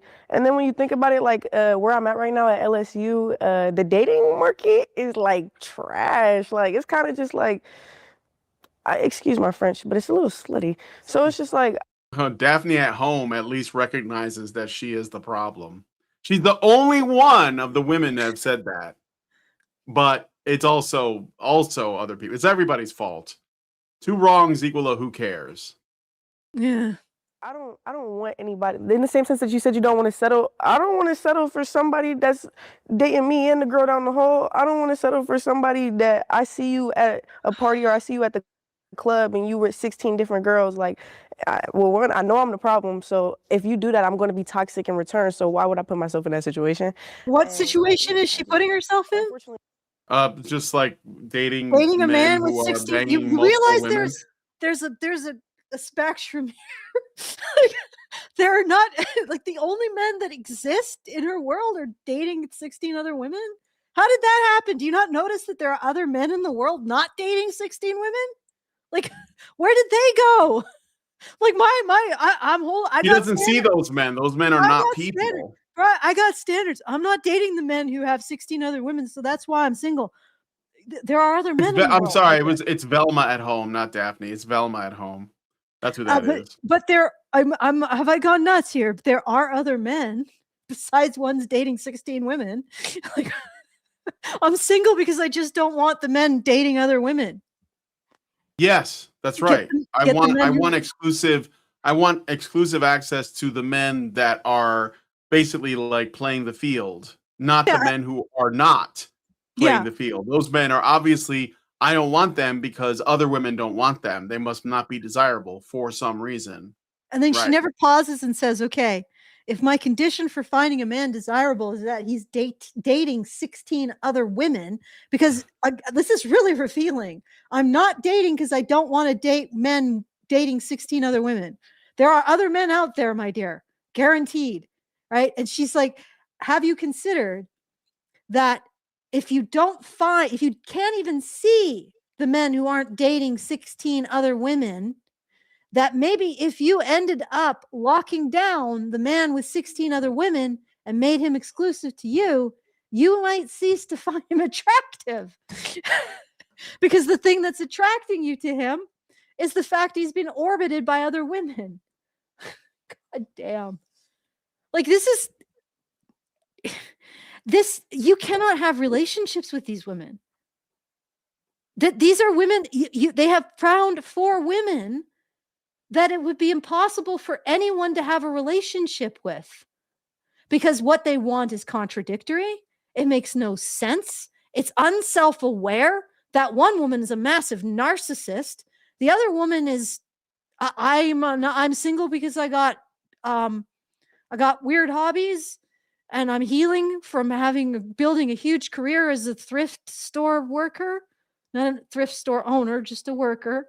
Like all of this is just a bunch of dysfunction, like massive dysfunction, to the point where these women are not capable of a pair bond. Like they don't have the basic skills necessary. And I know like I'm saying that. I don't even think that I've got the basic skills, although apparently I must have some, since my husband's been with me for 28 years. But like these there is nothing you can do with this raw material, sirs. Nothing. All right, there's just nothing. There's nothing there. I'm sorry. My air conditioner just came on, or heater or something. So if you hear any buzzing, I apologize for that. That's me. Yeah, there's what I mean is that there is nothing there to start with. There's no. You're trying to build a house, maybe or build a brick wall, and these women are a pile of leaves. That's a really bad metaphor. I'm just saying you can't build a brick wall from this. You can't build a relationship from these women, and they don't have the skills. They don't have the self-awareness to be capable of being one half of a pair bond. I'm just still reeling from that one woman who's like, I just invested so much into my career. What are you? Well, I'm a clerk at a thrift store. Well, she said she's a manager at a thrift store. Oh, so. Manager at a thrift store. Okay. She's a manager. That's a career. All right. I can take enough accountability to say that I'm the problem and I'm going to ruin that for you. I'd say I'm probably single, definitely out of choice. I mean, definitely, like you've been saying, the theme is kind of going along, not wanting to settle is definitely part of it. Also, I work a lot. I work overtime almost every week. I mean, last summer, I think I averaged probably a minimum of 70 hours a week, plus going to the gym. I'm there for an hour and a half, 2 hours, which is where I spend most of my time, not at home or work, is at the gym. And I'll be honest, definitely not approachable at the gym because I look angry when I'm working out. I don't know what it is. It's just how it is. So I'd say it's a lot of time is a big. So he's basically blaming himself. He's like, well, look, I'm not putting myself out there, so it's on me. I'm working hard. I'm doing this or that.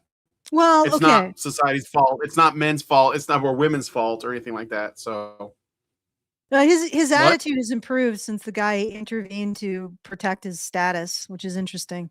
He's become less unpleasant. But he's saying it's his fault, but also he's not approaching either. You notice that? Yeah, he's not approaching. Yeah. Well, you're not going to get anywhere. But on the other hand, consider that what they've paired with these men are women who are basically incapable of a pair bond. Like this dude might be capable of a pair bond. Maybe I was going a little bit too hard into, possible sociopath. Maybe he's just really insecure. Who knows? Well, no, he's working a lot and he's going to the gym constantly. So he's obviously trying to attract women. Status max. He's trying to do some status maxing. I hope it works out for you, bro.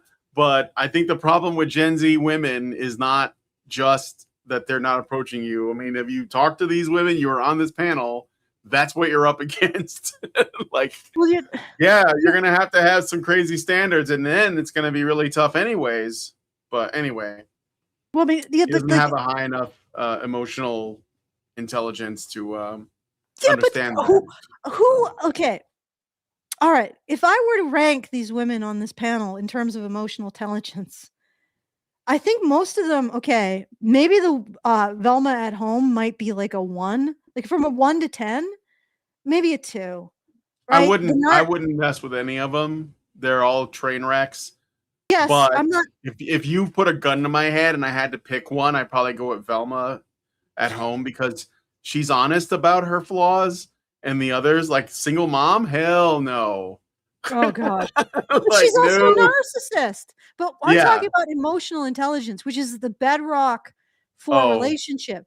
But emotional Sure. intelligence includes the ability to self-assess, and recognize when you're doing something wrong. I would say Velma's on the low end, probably like on a scale from 1 to 10, 2, 3. The narcissistic single mother, -50.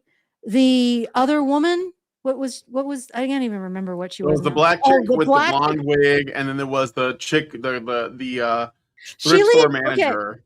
On a scale of 1 to 10, 1 is like the least emotionally intelligence, 10 is the top. I think that she just leaves a smoking crater. Like she's just I don't think she is aware that other people exist at all. Right? And the chick who's like, "Oh, I'm manager of a thrift store, my fantastic career." Yeah, 0. Like all of these ladies have 0 emotional intelligence, which you have to have some to have a relationship, or at the very least, you have to care about the person you're in a relationship with, which is a quotient of emotional intelligence. So, where can anybody go with this? And then the Velma at home, I think is just a slut. Good luck. I think she's just a slut. And you could try to wife that up, but Yeah. who knows where that's gonna go. Okay, let's see what All right. this dude, like, if I'm wrong about him actually being really, really hierarchical, competing with other men and really focusing on that, maybe I'm wrong about it. Maybe, like I said, he's just really insecure. At least he's I think he's trying to trying. compete, and I think it's like for him, he's probably like trying to like get the Chad mindset going, which is why he was kind of taking digs at what he perceived as weak men. But when you know that he's like working 70-hour weeks and going to the gym, like basically killing himself to like become high status, then it To be makes sense that worthy. he's like doing this, right? Like, you see women, they won't even coherently explain what they want from men, because then they have to admit that they want it. So there's no actual standard. So they're not even held to the standard of expressing a coherent standard for men, right? So they're not even like, this guy's working 70 hours a week, going to the gym for a woman. What the hell are these women doing for a man? Nothing. Like I said, they're not even coherently explaining what they want in a man. You notice that? You'd think that would be the No, bare I know. That's what I said. I said that when he said, "Why are you single?" None of them said, "Here are some things about me that I need to change." All of them said, "Well, it's because of Velma. these things outside of my control. I'm victims of my circumstance. It's men's fault. It's my ex's fault. Whatever, right? Velma did, sort of. It's my hobby's fault." It's not Velma me. did. Like, it's not me. Like, I'm trying to be a decent person, because I think that like ultimately that would be the easiest way to get a man, is to just not be garbage. Like, just like be a good person. And I think you'll find your conditions will change dramatically. And it's probably good to learn how to determine, not what a man of like a certain status is, or the one that gives you the tingles are, but like the men who are, stable and reliable and honorable. But you have to understand what those things are. Like, you'd have to have them in yourself. You'd have to have a sense of what honor is, and what humility is, and what stability is, and what kindness is, and what sacrifice is. Like, those are the things you would need. And those women don't know have what it. any of that is. Like, they don't. And yeah, I do pity that single mom's kid, because that kid's probably gonna have some baggage. I mean, I'm pretty sure. So, but the other thing is that these women, man, they can't even articulate what they want from men. This is the like they're like, well, I'm the table. You're not even the table, because the table is at least something concrete, right? And you can know what it is, but you don't even offer a table. You offer absolutely nothing. The man has to bring the table too, right? Except for Velma, but the rest of them, they don't know what they want. Like and they will not admit to what they want, because the sisterhood says that wanting anything from men makes you a bad woman who should be ejected from the sisterhood, makes you a pick-me. So they can't even articulate what they want. And that's like, how are you supposed to have a relationship if you can't even articulate what you want? I mean, we're not even talking about like maybe having some understanding of your partner, reciprocation, that kind of thing. How do you do anything if you don't know what you want and if you can't admit it to yourself? So, and this guy's like, well, I'm trying really hard. So the very things that he's doing to get a partner are the things that are stopping him from getting one. And why is that? Because in this society, he can't just go up to a woman he finds attractive and say, hey, because she is preloaded with this script that she has to reject him. Right? She's preloaded with it, that her entire status with the sisterhood requires rejecting men. And the only men she won't reject are the men who can instantly induce some kind of FOMO in her. Right? So that's why he's single. He's single because there's nothing to receive. There's no receiver to receive his signal. right. Okay. All right. I want to go get dinner at some point, so maybe we'll Let's just finish up, quickly yeah. go through the rest of these. And then just, I don't really want to settle for somebody who doesn't, match the just couple of things that I need for a good relationship. I'm single because I met a girl in 2019 and we've been on and off since, but like, I don't know, like if anyone has ever been like the one or something like that, people always saying they felt that shit, like to me it's her, and like me and her always end up coming back together. Like if you do any spirituality stuff like twin flame shit like that, like that's what I think she is. So it kind of comes down to like I've met girls, right, that I feel like it's good to me. They have values and shit, but it's So like basically he's orbiting. and it's just He's pining for a woman. He's carrying water for someone. Yeah. I don't know So why again, she he's isn't. not blaming her either. I mean, I don't know if he's blaming himself. I'm blaming her. Why isn't she locking that shit down? Like what? Why do these women think they have infinite time? Of course. What am I talking about?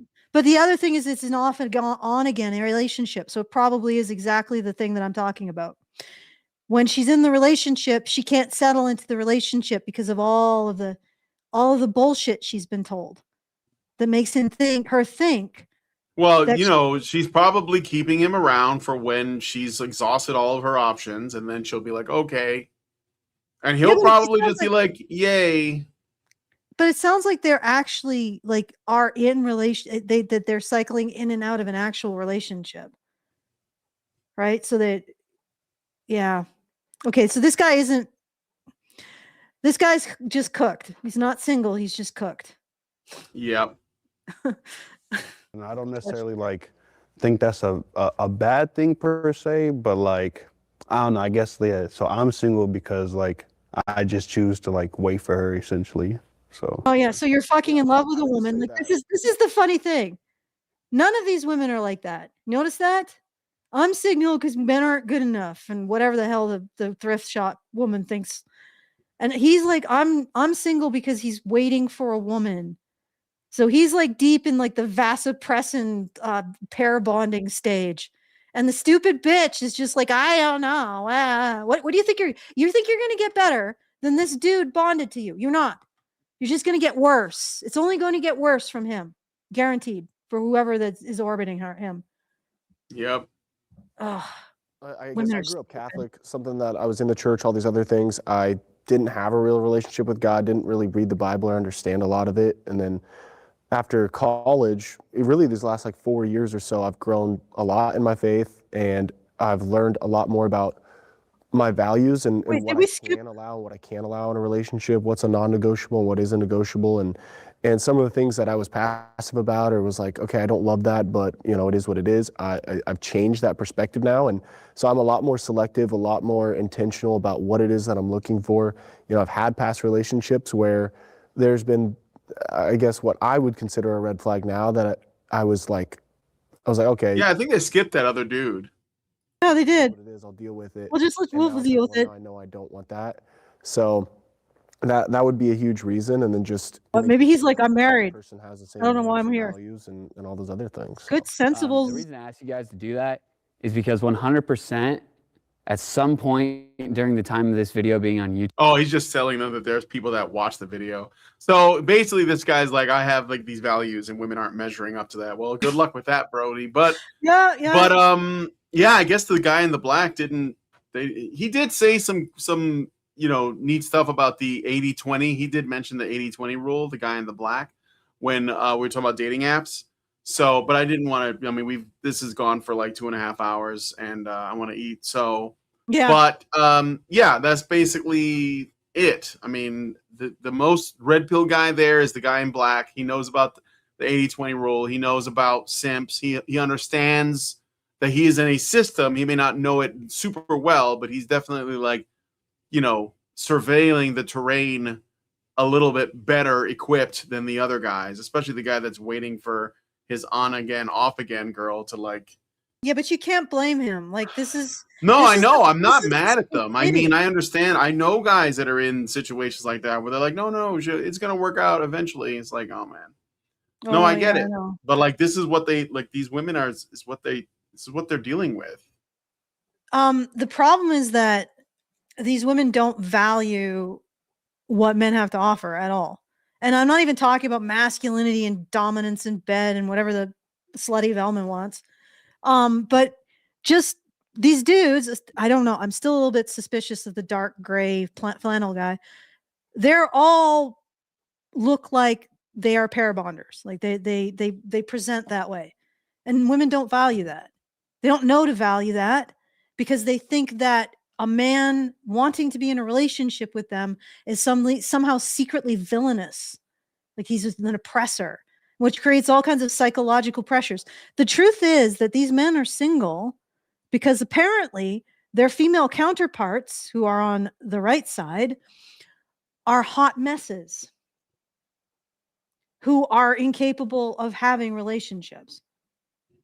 They have no emotional EQ. They don't know what's important.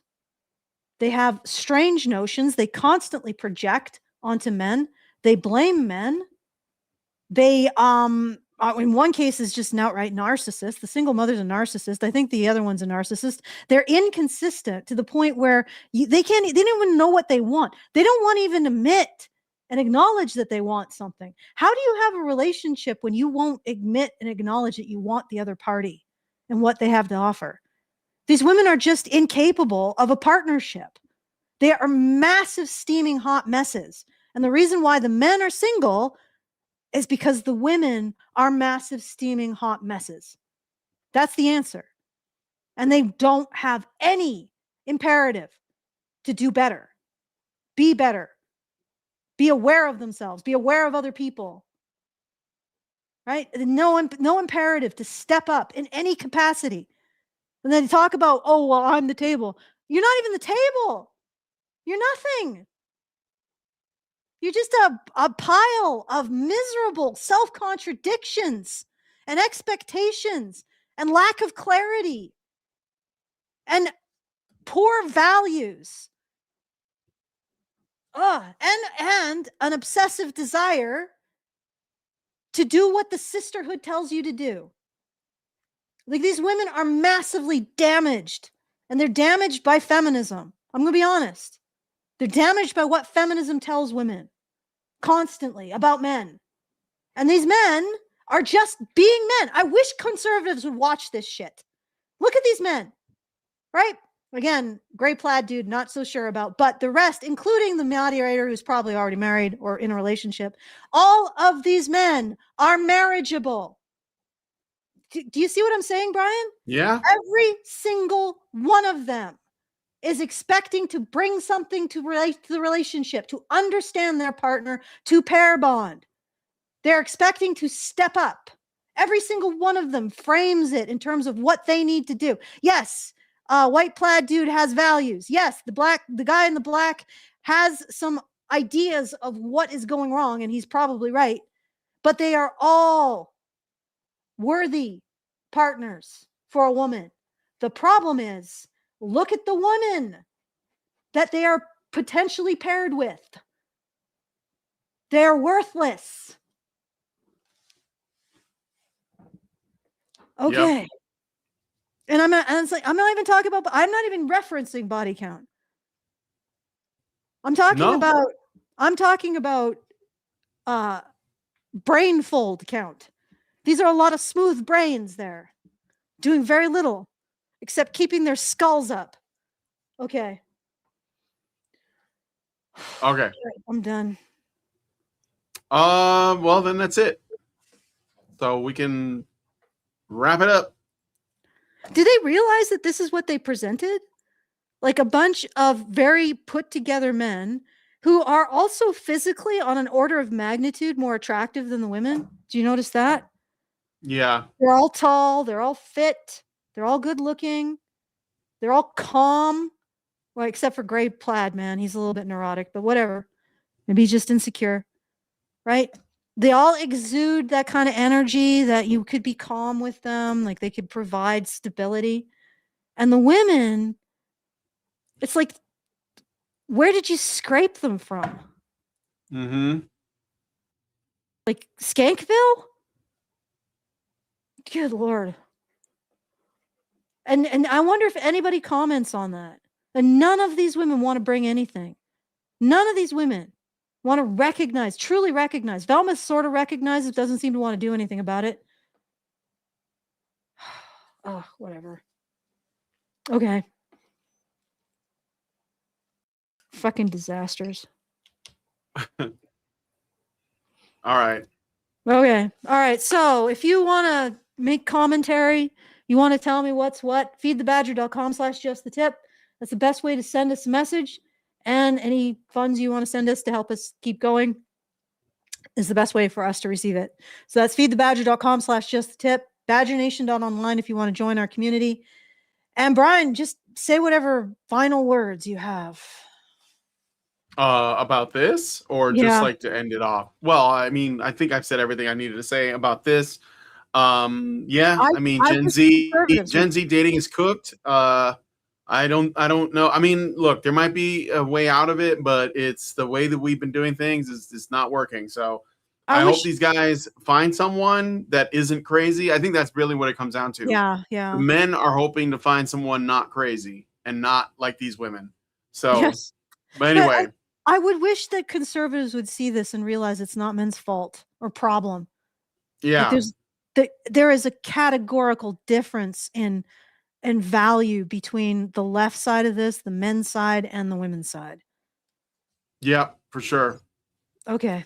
All right. Well, with that said, if you guys like this video, please hit like, subscribe if you're not already subscribed, hit the bell for notifications, leave us a comment, let us know what you guys think about what we talked about in the show today, and share the video because sharing is caring. Thank you guys so much for coming on today's episode of Maintaining Frame, and we will talk to you all in the next one. Men's rights activists are machines, dude. Okay? They are literal machines. They are talking point machines. They are impossible to fucking deal with, especially if you have like a couple dudes who have good memory on top of that too. Holy shit, you're fucked.